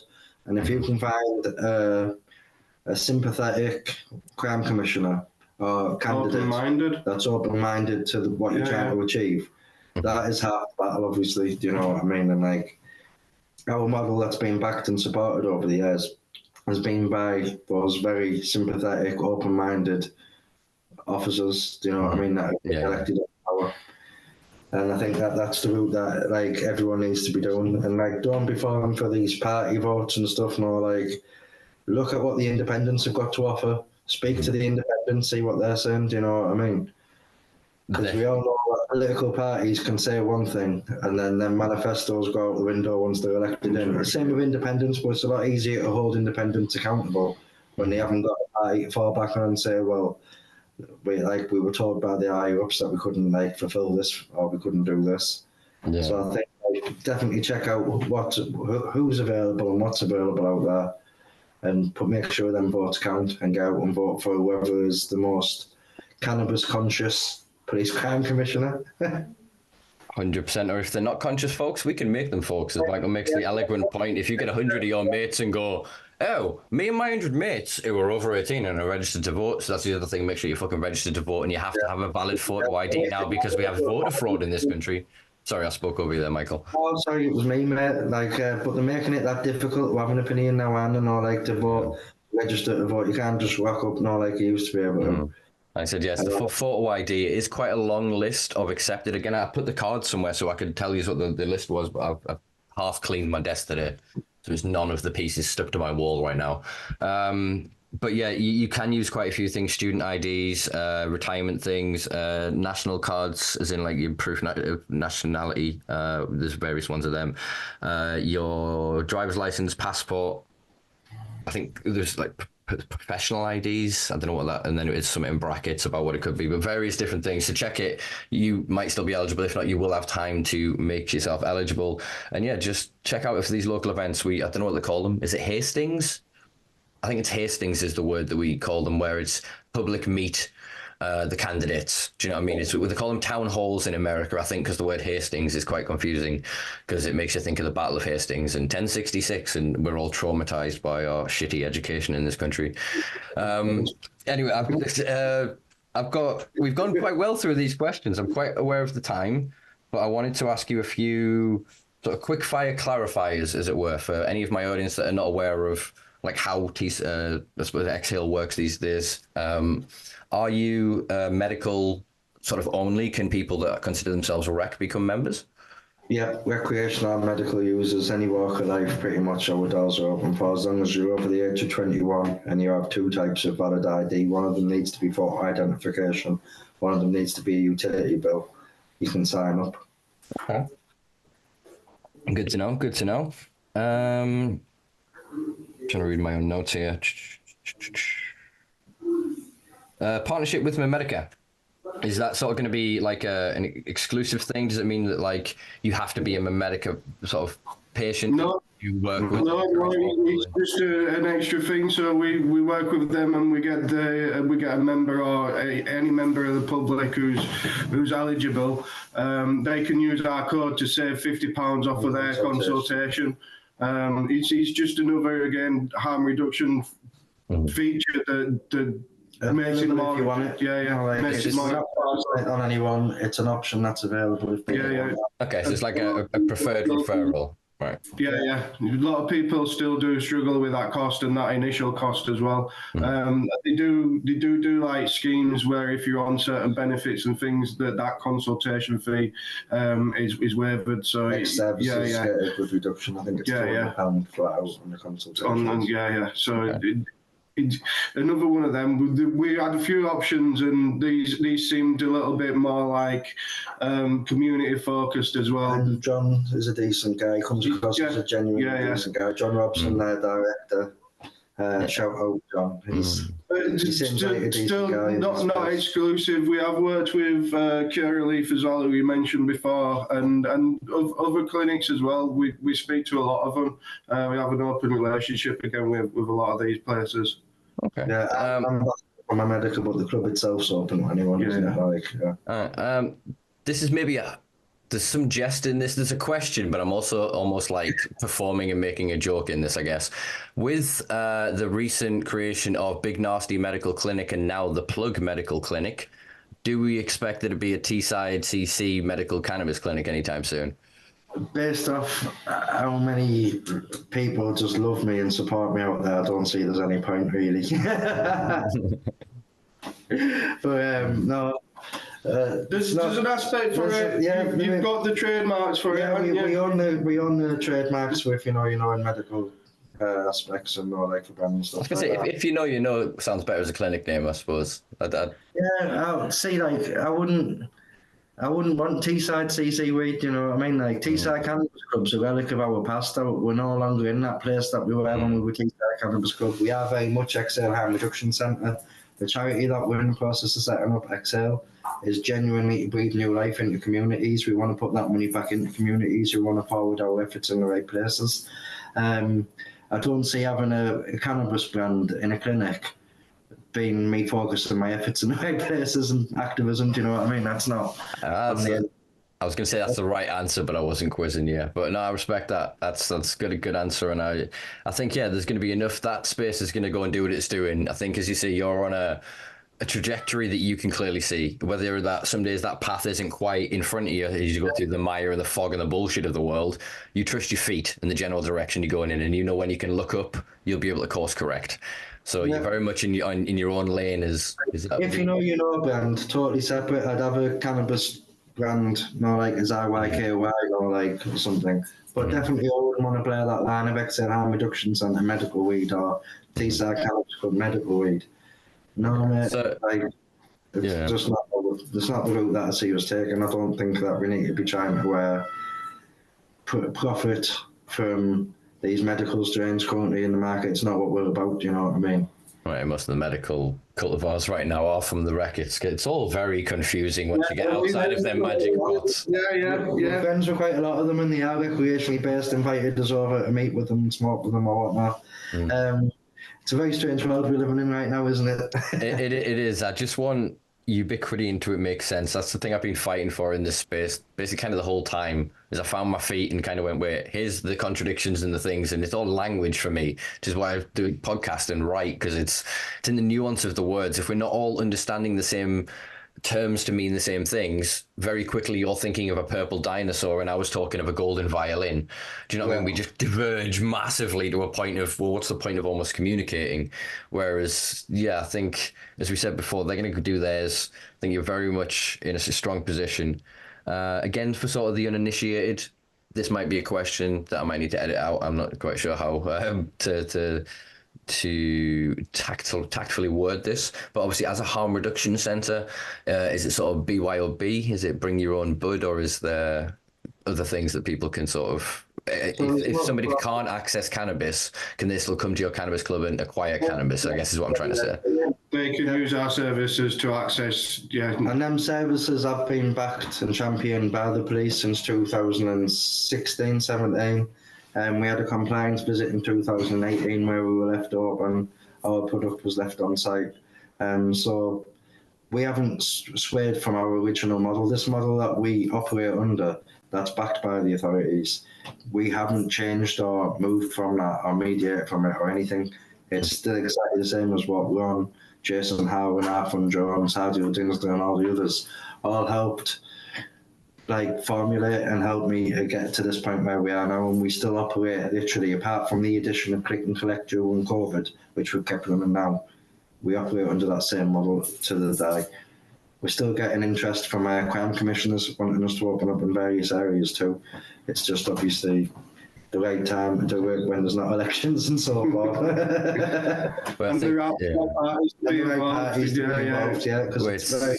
Yeah, it's like you said, it's not just the commissioner, it's the commissioner plus the PCC or PCVC. That was what made Ron and Mike such a dynamite team, is they're both just kind of they saw the thing, and because of that, they could control enough of the police force, the whole thing, to move it to where they wanted. Even begrudgingly, there was quite a few officers that are now quite gleefully running around going, "Let's get the weed, people!" That were having to go, fucking yeah, whatever. Sadly, that's exactly the way of the world is. I feel like I really ran there. Other fast-spoken question. I think we've covered basically everything kind of wanted. There's one thing I wanted to ask, just because it is something that is quite contentious. It is something, I guess, historic. I don't know if you have updated it, but it was quite a long time since I looked at it. Your disclaimer that was on social media about sort of other clubs and whatnot. Again, asking journalistically, is that kind of directed at anybody? Why, if I can ask, sort of why that was created and what sort of means, as it were? We were advised by the police to put that at the end of our post, basically, because there was other parties that were operating within our catchment area, shall we say, and they didn't want any lines to be blurred. Yeah. So they wanted it to be public knowledge that if any of these other places were to have any issues with the law, that couldn't be misconstrued. Our building. The model is open for the right parties to obviously take on. We do engage with negotiations with parties from time to time. We get about maybe 50 emails a week of people wanting to do, I'm going to open this, I don't want to do your model, I want to do my own, can you tell me everything you do? All them type of things. You know what I mean? But we do get genuine people that are willing to know, like, sit down, want to pay for the consultants, who want to know what they need to do, what hoops they need to jump through. And it's simple shit, like we said. If you've got a crime commissioner, or you've got like a public health chief in the council, or someone that's willing to listen to you, and you want to set up that meeting, by all means then get in touch with us. We'll go do the meeting. But we need parties that are willing to run these places that fit the criteria for us too, because one bad apple upsets the full apple cart. And like, we can't have that. I've worked too hard over the last decade for unscrupulous people to try and fuck this over, or like when we're coming to the end of the race. We'd rather just look after this base here and this is a flagship. Keep it running. We give evidence to Teesside Cannabis and the Mayor Commission last September. Adrian said before. How we've operated and how we run. And I think that should, in itself, send a message to people that all these people that want to do their own thing, that decade's passed. We're a decade moved on from that sort of conversation. Now all we need is other people to get with the programme, operate under the same model, and show the powers that be that actually, it's not just a one-time trick. Lightning's not just struck once, but in any area that this operates, we're getting the same results and the same figures. And I think that's the only way that you're then going to see that domino effect, where you're going to see councils start saying, we want to partner up, we want to take this on. Because that's what, like, my end goal is to not sell these, but to partner with the councils. The council should be 50-50 partnership with these when we open them in the area. You've got buildings that are empty already. Do you know what I mean? So, to go back to the pub analogy as we were speaking of before, the councils were never partners in the pub per se, but they were friendly to them. Go, oh, your council tax will be this. Oh, you can have this plot of land. Oh, that extra car park. Yeah, we're not going to let you charge you for that. Oh, we'll do the paving all around. Oh, they would always give allowance, so it's not necessarily the same as being like abhorrent to them in that way. It's when they understand community cohesion, the savings in local police, local health, local youth services, even, because then it all trickles down when there's then money for policing and everything else, and there's money to then go, well, why don't we have a youth centre? Why don't we have access for this? Why don't we have this?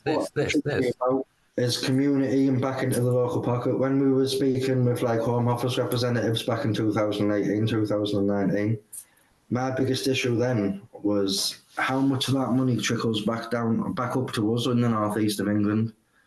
Do you know what I mean? I'd happily pay 50 grand a year tax, like license and whatever, or like to whatever party, but I need to see that 50 grand go to work in my community.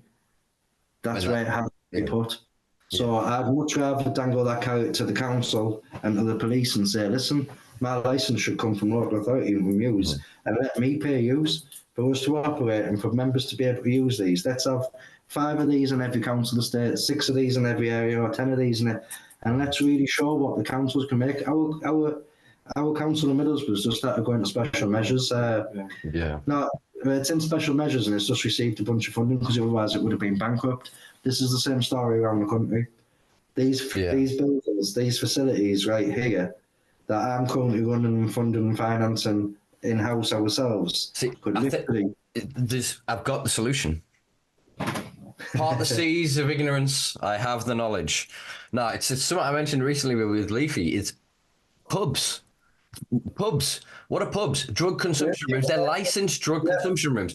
So if they're then still Friday, Saturday, in most places, okay, maybe you have to figure out the weed places till 6 or whatever, or till 5, and then the alcohol served. Or, do you know, that building has got pool tables, it's got toilets, it's got kitchens, it's got booths and individualized seating, it's got extraction equipment, most of them from the old days of fucking smoking back before 2005, back in my day. That's your initial thing that then proves kind of the model as it is. Then, like I said, you go to the council. Most councils are now desperate. They're selling off every scrap in their portfolio, like you say. They're like, oh, this primary school we shut fucking 30 years ago for some reason. Sell that off quickly. Or sell this off. Oh, that scrap of land on the roundabout. Sell that off. Sell this off. Sell that off. Genuinely feel synergy here, you know what I mean? Do you know what I mean? Like, I'm genuinely bring local communities up, like impoverished communities, bring them up. Do you know? Because like, who else is really trying? These charities that claim that the charities and helping in areas. Big bosses are taking millions of pounds. I was just about to say, but Michael, my 150 grand salary says that I am doing very well at this charity thing. Thank you very much. And I've got no problem. 50 grand salary if you put in like 10.5 million into your local community. No, like that. Make the figures make fucking sense. Otherwise, you're a cowboy. You're a cowboy. You are that quintessential upper class liberal with the white savior complex. Going, oh, you poor people, you can't get off the floor. Yeah, it's because your police won't get off our throat. Oh, here's some token money. Oh, you can't get the money because you can't get off the floor. Oh, well, we tried. Get the press. Look at the deprived northeast. Like this, they've painted us of this since Thatcher fucking marched their cronies from across the country to rip off their fucking badges and beat us with sticks. We're still at war with that shit. We can go back to building industry. That's why they don't want the North to be the ones when London goes. That's why Sadiq had his commission, is London needs to be the head of the cannabis, because cannabis is, look at all these well-to-do business people. It's not council estates and druggies and hoodies. Amsterdam, like I've always said, Amsterdam, bro. It's fucking like we've got fucking how many ferries that come across? You've got Durham Tees Valley Airport, Newcastle fucking airport. You can fly from Newcastle to Amsterdam, to Barcelona, to Tenerife. Do you know what I mean? We'll have a flight to Thailand if they sort their laws out. I guarantee you. Like what I see the other day, what was it? I'm reading it. I barely looked at it. This news article. I think it said searches in Britain for cheap flights to Germany. In variance went up like 3,000%. So again, like you've got what's his name? Terry Leary? Is that really his name? The guy who runs Ryanair? I think his last name is Leary. I don't know what his first fucking name is though. But that guy is clearly looking at that and going, well, I guess Ryanair is going to be flying to fucking, I don't know, Dusseldorf? Yeah. Hamburg? My German geography isn't very good. Sorry, guys. But yeah, it's mental seeing how it's all slowly changing in different ways. But again, it still feels like until we dismantle the washing machine, like I said, you've done some amazing work, Michael. Like honestly, you've been let into some great rooms, and you've made yourself capable of being in those rooms and forced yourself into some rooms. Yeah, there'll always be an echelon above you that they're going to go listen to him. Do you know what I mean? Sorry, it's the same. Even with I've got a neutralized northern accent, but I still betray my class. So they're like, he's not, you're not quite our people. You can do enough that'll give us some of it. I'm not our people, but they need to still understand that this conversation is going to happen regardless, and people are going to move forward regardless of licensing, regardless of everything they've got is built off us now. All their licensing, all the medical system. And again, I'm calling out the patients. Sorry, guys, I know I do this and you don't like me for it. Everything you have today is because people like us and the grandfathers before us and the legacy of the legends before them did what they did. Everybody back to like the mid-90s cafes in a London and shit, like the real underground ones. A lot of them are like Rastafarian and that. Like they built relations with the police. Like we had a blues club in Middlesbrough for years. Just run for the Afro-Caribbean community pretty much. It was a fucking cannabis club. Do you know what I mean? It wasn't. It was not like, and It's excellent. like the police left it alone, just knew what was going on in there. Yeah. And it was just like one of them things, do you know what I mean? Like it was there because it was people they found the cannabis space. Now we're fighting just that we need just to have the cannabis to fight back to then go, well, actually, if I step outside of this restaurant and smoke a joint, that shouldn't be a problem. You can smoke tobacco out there. Do you know what I mean? Until we can do that, this is why we need those safe spaces to regroup and build our energy and stand proud again. Do you know what I mean? It's like we're looked at with the stigma that's associated with cannabis. I think is crazy because people are literally trying. We had a guy in Amsterdam come out of the hotel, ask us to move away from the door because we were smoking our spliffs, and then sparked a big fucking fag up and stood in the doorway. He was like one of the guys that worked there, and I was like, you can't smoke tobacco indoors anywhere, mate. And yet you've just moved us where we can legally smoke indoors in Amsterdam in certain venues. We can smoke indoors. You can't spark our fag up in them same places. Do you know what I mean? Yeah, he was looking down his nose at us like we were the shitbags on the front there. Well, for them, it's the prejudice to them. It doesn't matter if the lobby smells of tobacco smoke, but if it smells of cannabis, other people might think that we've got druggies in here in Amsterdam. Like the walls are the walls had cannabis leaf, didn't they, in the pictures? Like a map of I'm not going to name the hotel because we stay there quite a lot. A cannabis leaf design on the wallpaper with a map of like Amsterdam, and then on pretty much all the walls it said no drug use, no this, no that. Yeah, and it's just like, what the fuck, you know, that 90% of your customers probably coming and staying in here are using cannabis. Yeah. Why are you then having to feel the need to like single them out and fucking like? It just feels like I think that it's what happened. Even over there to money grab. You know what I mean? It's because stuff's going weird because obviously Holland, I retract something I think I said a few episodes ago. I think they actually do have de jure decriminalisation. I think there is a written element that basically means it's that long word that means tolerance. I think that's an official act policy, which means it's de jure, not de facto decriminalisation. But they basically look the other way to tolerate it in most circumstances. Obviously, there's now criminalised outdoor smoking in the what is it? I'm trying to think of the red light area. I was trying to think of its official name, its old name. But in that inner red light area, it's now you can't publicly smoke in there. You can still publicly smoke around the other areas. Well, you can, but if you're caught, you can be fined with it. Yeah, you can go to a bar and eat a banana. Go eat a banana out of a woman's vagina in a bar in the same area, but you can't smoke a spliff, mate. This is what seems to be happening, is this over-moralization. So this is why we're having to have cannabis clubs and whatever, is we have to separate ourselves from all the other drugs and show that, no, this is us, and re-establish that, and then, okay, we'll put that alongside alcohol, okay, that's fine. And then, as we're starting to see now, look, cocaine cafes exist. South America, there's a lot of cocaine cafes. I haven't frequented them myself, but I have quite a few friends that do enjoy Charlie, and thus in that world end up with money and end up going to places like that. But they're tolerated and allowed to such a degree that now Bolivia, Colombia, and several other South American regions are looking at coca leaf as a trade. Not just in terms of the same way Coca-Cola have used coca leaf as a trade for fucking 100, 200 years, whatever the hell it is. But cities like Bern in Switzerland are looking to do cocaine trials. You know, various other cities like Barcelona and Amsterdam are very interested in, Paris as well. You know, these are all big cocaine spots, London, as to how to tackle these things. Like you said, they are here, they are real, but we have to, I think, separate them. I think ultimately the war for liberation of all drugs, everyone should be free to take everything, but not the same people should be involved in everything.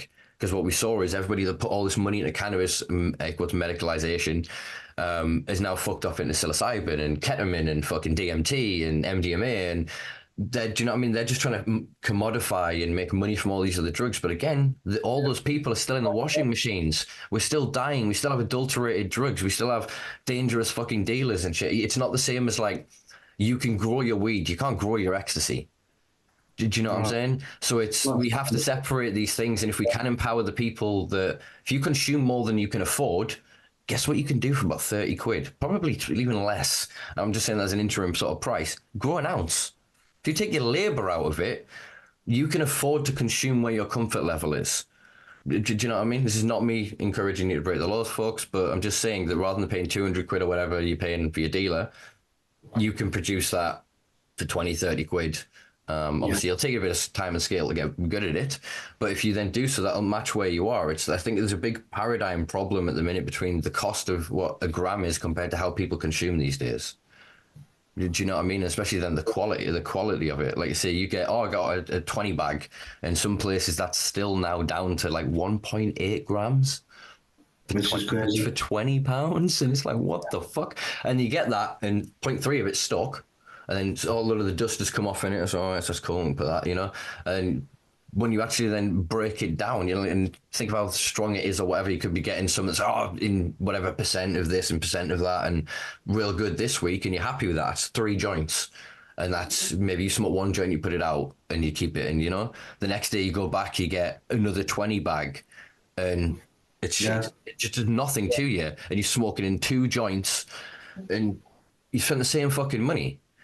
Whereas getting, like we always used to say, that what is it? The easiest, safest way to get consistent quality cannabis is to grow it yourself. Even with the clinics and the prescription system, you get to, from that thing, that little seed, you get to make all of that lovely plant and deal with it, and then break it down, dry it, cure it, and that process in and of itself is an extra level.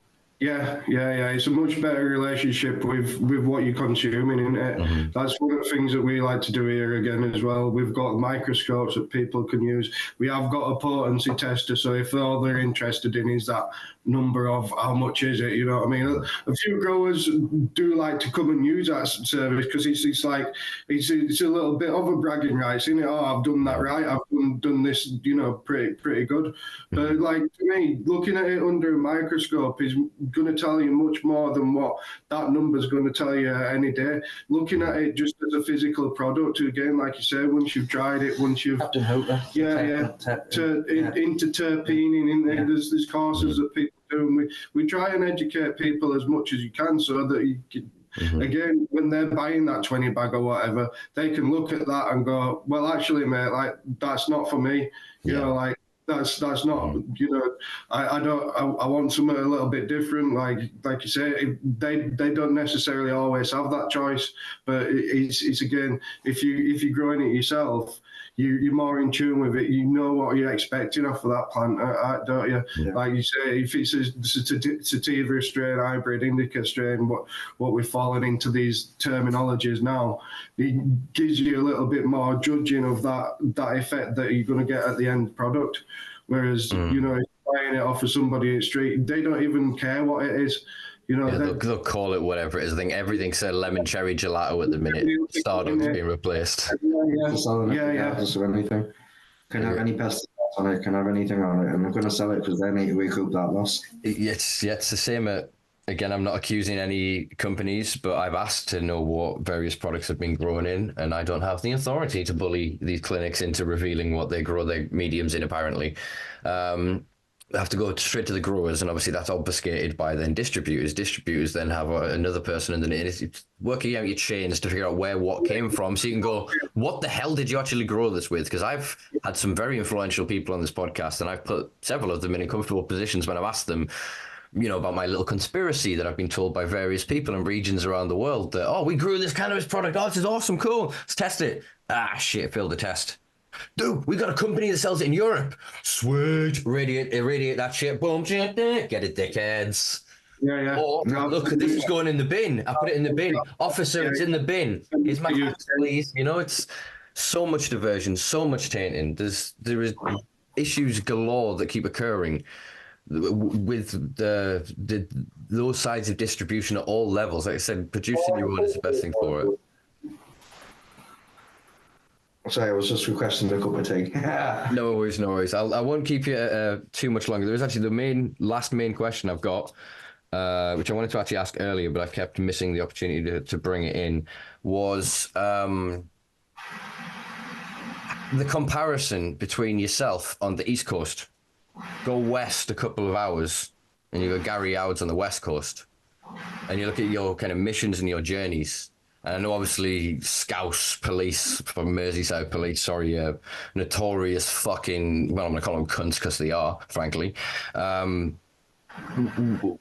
are your thoughts on that situation? Kind of like, what do you think can can we kind of, I know obviously he's remodeling and they're doing various sort of things and they're on a trajectory at the minute. I actually need to catch up with him, but I just wanted to kind of get so your feelings on it, because the hypocrisy is, when you look at it like that, if you were to put like the Liverpool Echo and the Teesside Chronicle, because they're next to each other, the stories are what the fuck. Do you know what I mean? I think it's a lot to do with, like, I never put, it gets lost all the time in this. So, like, Gary was doing his own model, his own ideas, his own thing. I always set out to try and make a difference, like, to always try and do harm reduction was at the very core of this. Now, nothing against Gary and Gary's setup. Gary was always about the consumer having a good time and that sort of thing. I knew that there was no way that I would survive a decade in this space focusing just on the consumer having a good time. I knew that I had to put fail-safes in place, and I had to have mechanisms in place to be able to manoeuvre through, obviously, turbulent times and be able to give assurances that we are not just like other entities that are trying to do whatnot. So that was obviously the full transparency. It was Durham Police that approached us, obviously, like I said at the beginning, not me approaching a police force. My police force is Cleveland Police. It was a neighbouring force that approached me. I got given that inch and I ran with it with a mile, just making sure that everything at my core, centre of everything, was harm reduction in its approach. So from the actual model, the way we operate, the way that cannabis would be sourced or would be distributed, everything about it is a harm reduction approach to try and save the police money and to try and put less strain on services and to try and deal with some of the community's issues in-house ourselves without them being strained on NHS services or strained on charities or whatnot around us. And I think that's what sets us apart and why we still exist in the way that we operate and why we get such positive media. Is now a decade in, it's not just a case of a crazy man chatting shit about we do this, we do that. Mm-hmm. You can see it in the product that we've presented. You can see that this is a well-rounded, finished piece, do you know what I mean? We got offered a big cash offer last year, rebrand as I can't say who, but to rebrand as a big named, They have a place in New York and one in Amsterdam. But basically, we got that's enough of a clue. I think so. I'll not intimate further.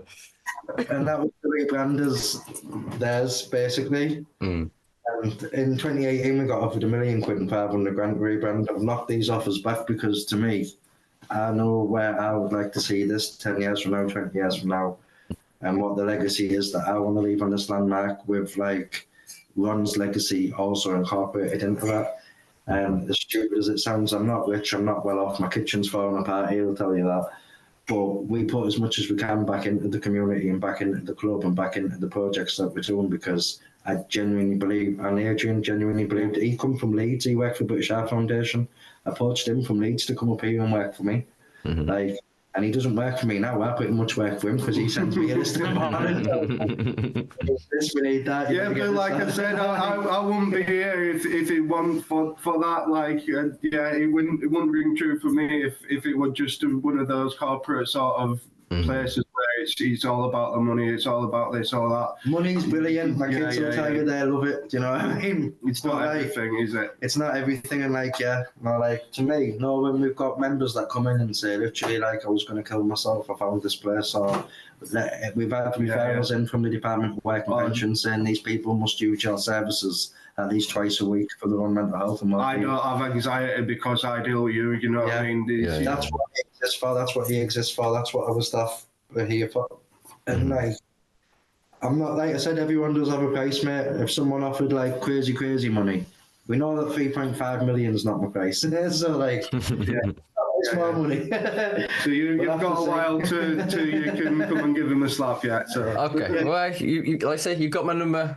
Even if I have to get on a plane, there's a Y lyric that says that yours is a funeral I'd fly to from anywhere, but I'm going to adapt and be like, yours is a face I'll fly to from anywhere to slap.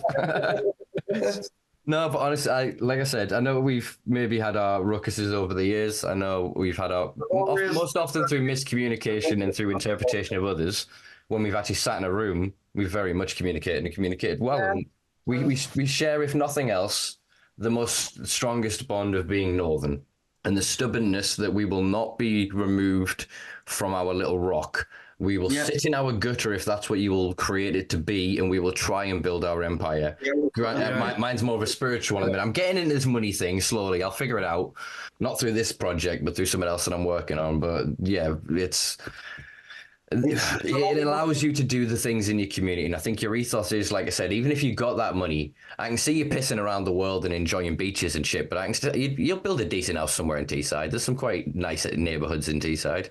Yeah, I am very much Teesside. Like, I'm proud of Teesside. Built on Teesside, respected worldwide. It's on every business card that we know, on every meeting that I have. You know, like, I stand by that. Like, Teesside Steel built the world, and like Teesside's cannabis relationship would really help build the UK. Do you know what I mean? In terms of those bridges that we're trying to build, and that's what I'm trying to achieve, mate. That's what I'm trying to do, is stay focused on the end goal. And like, sometimes I do get a little bit sidetracked. I might go off on one. We're all human, aren't we? You know, like, it's like, Ron said in the early days that my business wasn't sustainable. It's took me 6 years out of that decade to understand what he meant by that. Do you know what I mean? It took to like literally a choice of feeding my kids and feeding my kids and paying rent on one of the other clubs, to me and our last fucking making sure we ate that day and shit. Like, people don't understand the sacrifices that we went through to get this to this point here. I remember at one point at one of the old clubs, I give it to the members, I give them an option. I said, look, we're going to struggle to pay the rent at the end of this month, but any of you putting money up, everyone put their heads down. Do you know what I mean? And to me, that sent a message to me in them early days that if this is going to succeed, it's down for me to continue doing this. And we've had multiple people involved over the years that haven't had the stamina, or haven't had the been on the same page for the end goal of where we want to achieve. And like, I've always felt that this was higher given. Like, the universe already had plans for this. I'm just playing a character. He's just playing a character. You're just playing a character. Yeah. This is already pre-written, and what will be will be. If it wasn't pre-written, Ron would still be here now, mate, and we'd have a different fucking a different conversation would be going on. So I feel like it's already written, and through Ron passing away, that shut some doors, but also opened other doors. And it's now about keeping that conversation going, keeping this legacy going, and keeping getting those testimonials and then 5-star reviews from people that cement what we're really doing, and like standing behind that. Because I buzz more off that review than off like any monetary value that I receive. Yeah. To me, it's about that review, you know, like people saying why they use us, why they're willing to stand by us, why they believe in us. And I'm like, changed, like I said, one changed my life, mate. And I'm like, I owe on everything. I was a fucking criminal for years up until I had the club. And I was like, wasn't a serious criminal, but I was a criminal. And like, I haven't been a strain on society. I've got my own businesses. I've got businesses that are separate to Teesside Cannabis Club. You know, like, I'm a good father to my 4 children, and I owe on for having been able to afford this like level of I don't know. It's not even luxury, because we don't, like I said, I need a new kitchen. Privilege. Privilege, yeah. Do you know what I mean? I wake up every morning and thank the universe that we're in a position where we can help people, and we're in a position. And you always see them memes where it says like, the universe fucking let me be good enough, like, or God touch me with enough money where I can touch other people's lives. I genuinely believe like that I will touch other people's lives in good ways and be able to help them. Or like, it's just, I'm on a journey, I'm not quite there yet. And like, part of setting up this charity, the Excel charity, is because we want to start doing that now before like there's any big deals come along or anything. I want to have them places already set up and be already putting that money back into communities. So if I do get the opportunity to level up and level up and level up, then community interests are still looked after, if that makes sense. Yeah, no, 100%. It's literally securing a legacy. And as a father of what I would consider to be many, I mean, my sister's got 4. I've seen what it looks like when you walk into a room of 4 kids and they're all just. There's what happened to me about the club, and I'll be like, bro, I've got 4 kids here. We have to 3 nights, 4 days every week, so it gets a bit chaotic. They're like 2 lots of Irish twins, so we've got, our lass has got 2 and I've got 2, but ours are both the same age as my 2. So we've got 2 10-year-olds and 2 fucking 12-year-olds. Right. I like my quiet. It's that's a lot of A lot of movement and sound. I've noticed one last question before I'll ask you my final question that I ask everybody, which is something I noticed that it must have eluded me on when I was reading through the German legislation. But some German clubs are, from my understanding, I believe it to be all German clubs as part of their rules, will be charging members a higher membership fee based on how much they consume. What are your thoughts on that? So I remember it's a little bit crude, but I do remember an escort agency, I believe it was in Darlington, that was charging by the inch years ago. So it's definitely something that you'll be able to find that in the papers because it was definitely reported on in the papers. But, so I can understand like some businesses are going to think that that's suitable and others aren't. We find that our price reflects the services that we offer. I think it works out with our price. It's 120 quid for a year. Works out about £2.33, I think, a week or a month or something like that. More like a couple of quid a week. Yeah. It's not a fortune. And I think that the amount you consume, obviously the clubs are making the money anyway. If you buy an extra, they make an extra. So I don't think they should be penalised on the membership. On the membership, I think if anything, if you're buying less, you should be paying more for your membership. If you come in more frequently or whatever, you know what I mean, then you're taking up that time.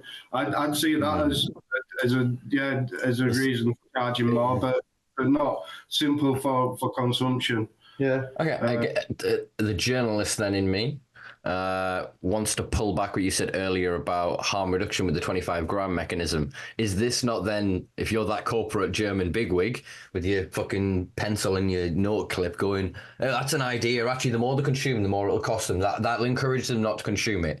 Have you seen the price of tobacco in this country and how many people still smoke tobacco?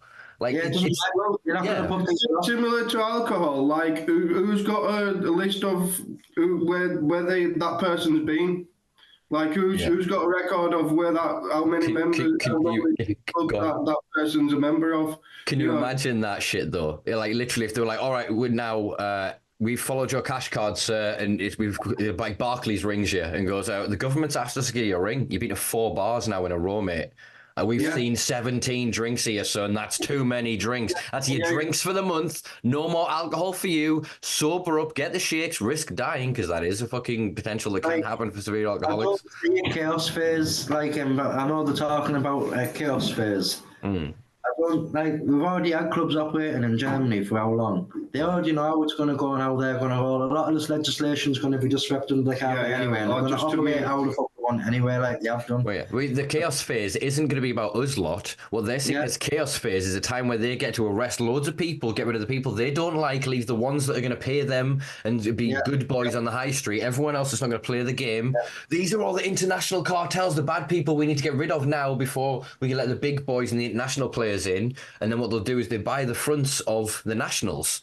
And they go, yes, these are German national-only businesses. And you're like, wait, 70% of investment in that company is Canadian. Well, that company's got 25 from Africa. That's from this and this. And it's, they're going to hide it. And it's going to look like localism and not to call out, I don't know, anybody like fucking, I guess, Doja or Wiz Khalifa or any of these people that their companies, when you see who their CEO, like they're connected to and where their ultimate supply comes from, they're the very corporation that our culture is supposed to be fighting against. When they're hand in hand, and again, the people in the washing machine, it very much feels like we're getting left behind.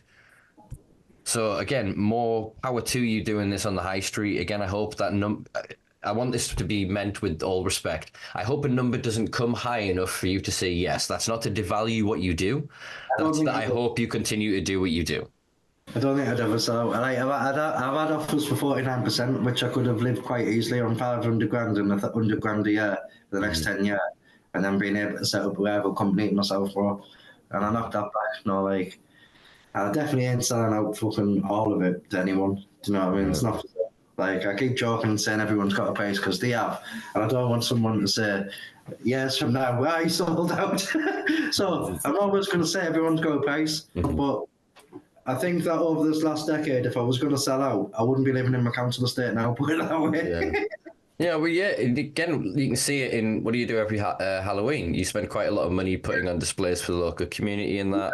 $2,000 a year's invested into like bits and bobs and upkeep and sweets. And sweets. And probably spend 600 quid in sweets. I know we spent more than 600 quid. Yeah, it's like, and that's the thing. Like, I do a lot for my local community. Adrian does a lot for the community as a whole. My staff do a lot for the community as a whole here. But it's not just cannabis related, like you said there. So with the Halloween side of things, that's been going for over 12 years or 13 years now. Like putting animatronics on live actors, it gets bigger every year a little bit more. I've already started planning this year's. Do Willy Wonka theme. Do a Willy Wonka theme.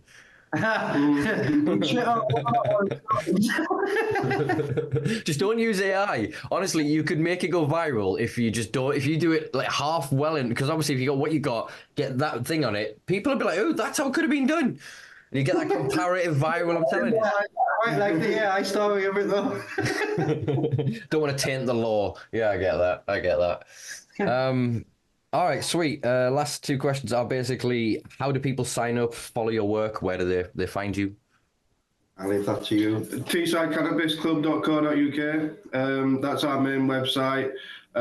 We also have Exhale Harm Reduction Centre.com, which is the more harm reduction side again, like we're doing the training, which is drug services and the police as well, going out and training them about what, it is legal now. It's been legal for medicinally for 6 years, upcoming in November. And then social media, there's UNU as well. UNU.co.uk is the merchandise store. So that's there's more t-shirts, clothes, and all that stuff. Vapes, what have you, everything in there. And then social media. So we're on YouTube, we're on Facebook, Instagram. A little bit of TikTok now. And that's Teesside Cannabis Club predominantly, but also Exhale Harm Reduction Centre. There's IYK Souvenirs, which does jewellery, and there's if you know, .tm. There's too many of us. There's loads. I'll watch this back in. Sorry, Exhale Live Lounges. There's the live lounges. The gigs and stuff that we put on, the entertainment down the back in the club. So that's the best place. Multifaceted. That's how you need to be in the hustle in the game these days. I'll listen back to this on slow motion and write down the most. Actually, I can say. What day is it? I'm out of prohibition. I'm out of jail. I've just realised it's fucking April. I am out of YouTube jail. I got put in jail because I linked to Dana Larson's website, and YouTube went, "You're promoting drugs," and give me a fucking strike. And I appealed, and they made me do a fucking video, answer the right questions, very Orwellian. But now I'm out of it. But basically, what I was going to say there is, I might not be able to link to all of them, depending on YouTube's term of service. But most things will be linked below. If you then click on the meta links, which will be allowed, you can then go through there to the website. No, yeah. I was just chatting with him there to see if we still had a link while he was outside. But you are right. The Teesside Cannabis Club website is predominantly a nightmare for Instagram, YouTube. Yeah, so I won't link to TCC below for my own benefit, because I don't want another 120 or 180 days, whatever the hell it was.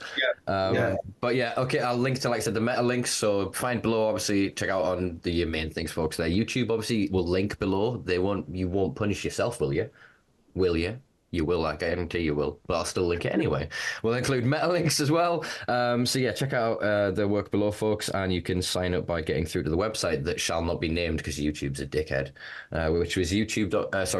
It's fucking teessidecannabisclub.co.uk. .co.uk, yeah. Sweet. Final question that I ask everybody is, what does the future hold for you, I guess, both individually and for Exhale, etc.? In the most recent future, some paddleboarding in the summer, but on a grander scale. Hopefully, celebrating 20 years, a decade from now, still in decent-ish health. Hopefully, some at least decriminalisation across the whole, if not legalisation across the board. Hope one then the other. Yeah, because I'm sick to death of being asked this question, saying, I reckon within 5 years. It's 2 to 5 years, Michael. Just another 2 to 5 years. Just another 2 to 5 years. 2 to 5 years. I might bring out some merchandise 2 to 5 years. Yeah, fine.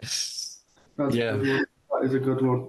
Yeah. Yeah, well, I think same. He's just continuing with this, helping it grow a little bit more and getting it to where, like, I still feel like COVID did a lot to We're still just recovering from COVID, yeah. Like the lounge down the back, we're putting the live music events on, we're doing the movie night and stuff. That's to sort of bring back the community.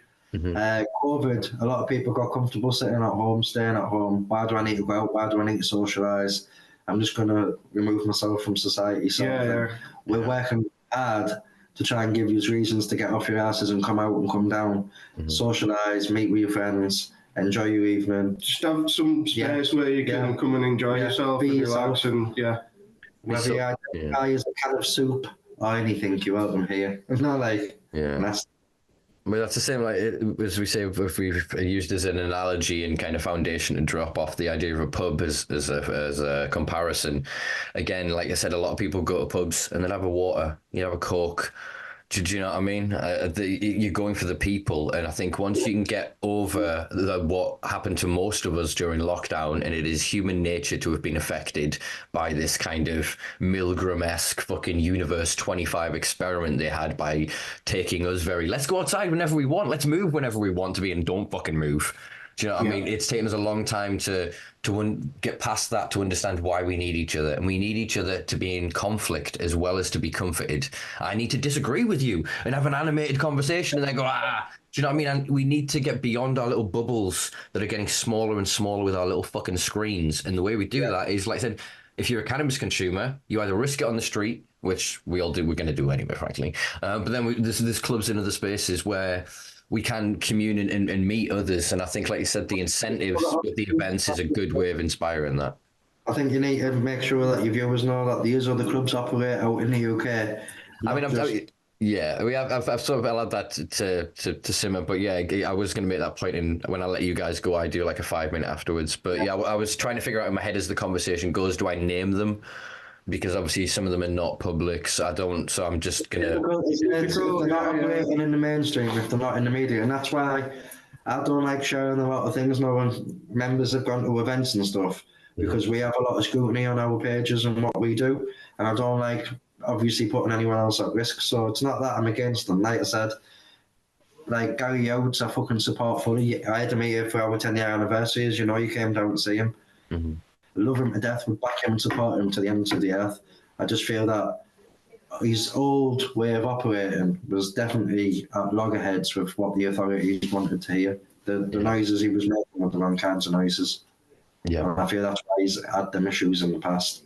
Moving forward, I think obviously he's going to try and adapt and overcome them issues. Good luck to him. And hopefully he finds a suitable route for him.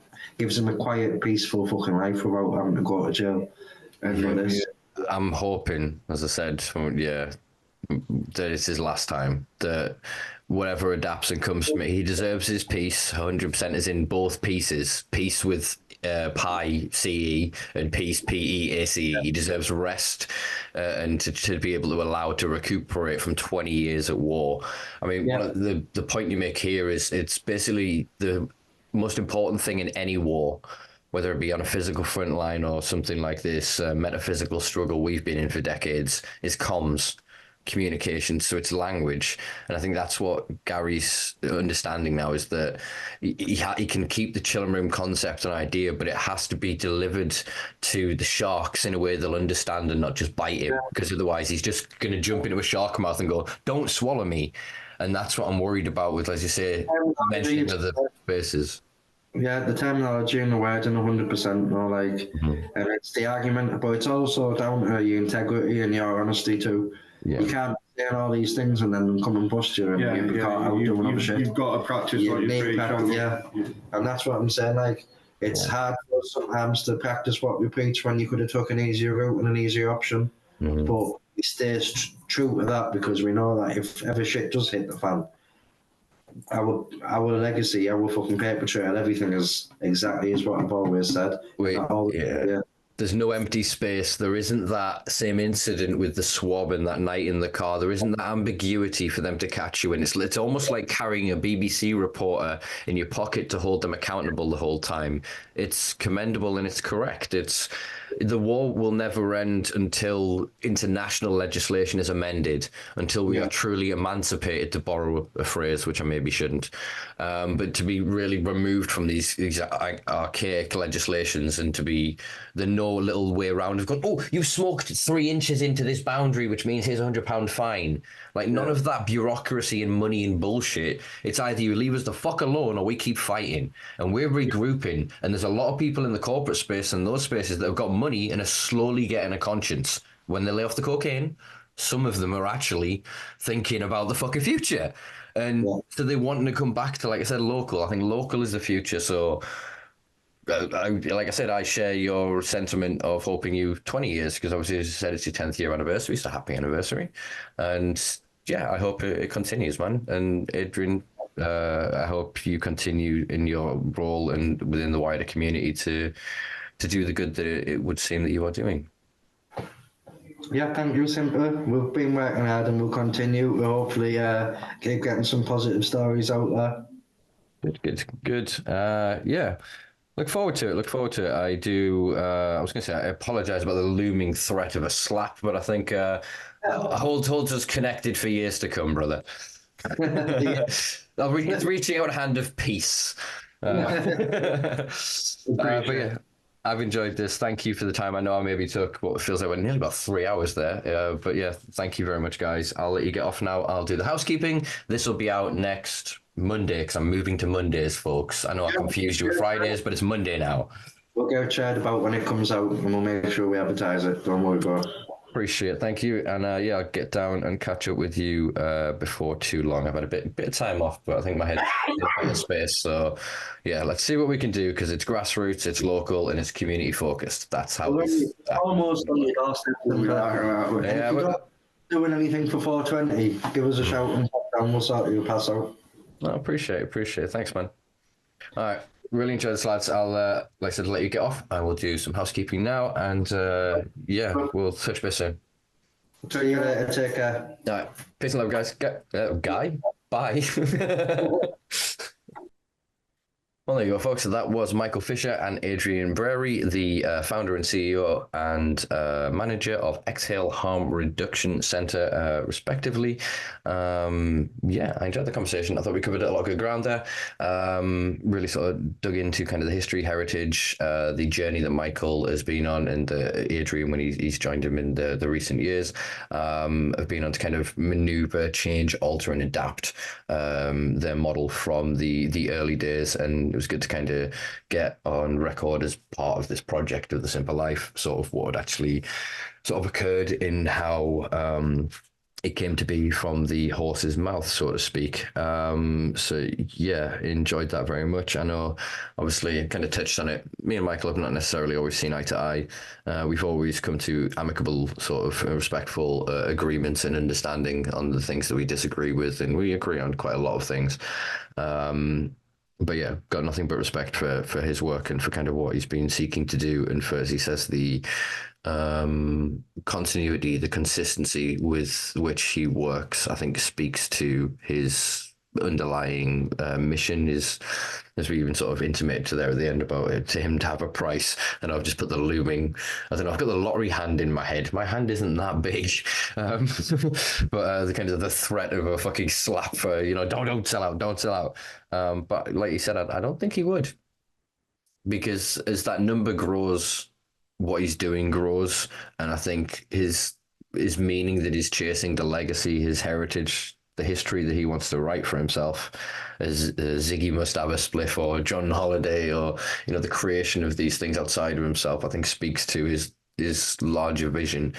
So yeah, crack on, brother. And as he says, yeah, there are many other sort of cannabis clubs, lounges, vape spaces, medicinal spaces, various other projects, many projects seeking to come onto the market, many more being planned, many more hoped, many more envisioned. And, you know, yeah, there's a lot of things coming on board at the minute. Don't know how many of them are public. Obviously, a lot of people, again, I suppose, if you know, you know. Not going to name anybody. I'm trying to run through my head.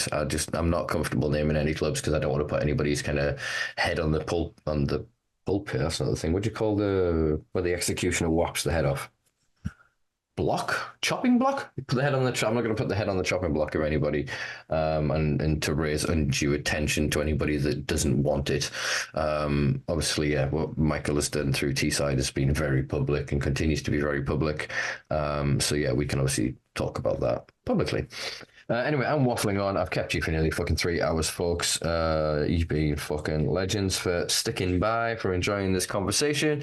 One final note, I do want to say a massive thank you and express my sort of gratitude to people that have been supporting the channel and sort of my work and pages and whatnot in the past sort of few, not just weeks and months in my absence over the past few weeks, but also in the previous episodes, because I don't really feel that I've been producing the best quality of content that I could be. I feel that I've allowed a lot of anger, resentment and frustration at events occurring in my private life to kind of muddy the waters, so to speak, and to leave me kind of feeling aggrieved and kind of frustrated and potentially even lashing out and maybe misdirecting, I don't know, aggression and frustration. I think the quality of the content I think has suffered consequently to that. I am feeling a little bit better the past sort of few weeks and really trying to connect with myself, mind, body, and spirit. And yeah, we are moving back into hopefully weekly episodes now. So now join me every Monday for new episodes. And yeah, if you've enjoyed this, please do check us out on all social media platforms. At The Simpa Life, check out thesimpalife.com for exclusive blogs, articles, all other kind of stuff that I kind of shove over there that you all can read and digest and enjoy. If you really enjoyed this, please do check us out on patreon.com/Simpa Life, where for less than a cup of coffee a week, you can help me keep, or a month, depending on how much your coffee costs, I guess. You can help me keep the lights on this little project of mine.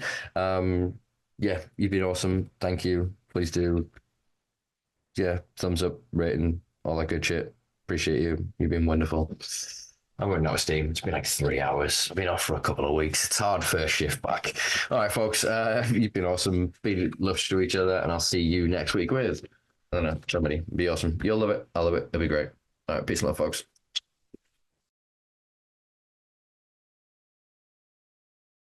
I just want to point out one take. Just did my outro in one take. I'm pretty fucking sure. I'm pretty confident. Did that in one take. I don't know why I sounded like Batman there. I have a dry mouth. Ugh.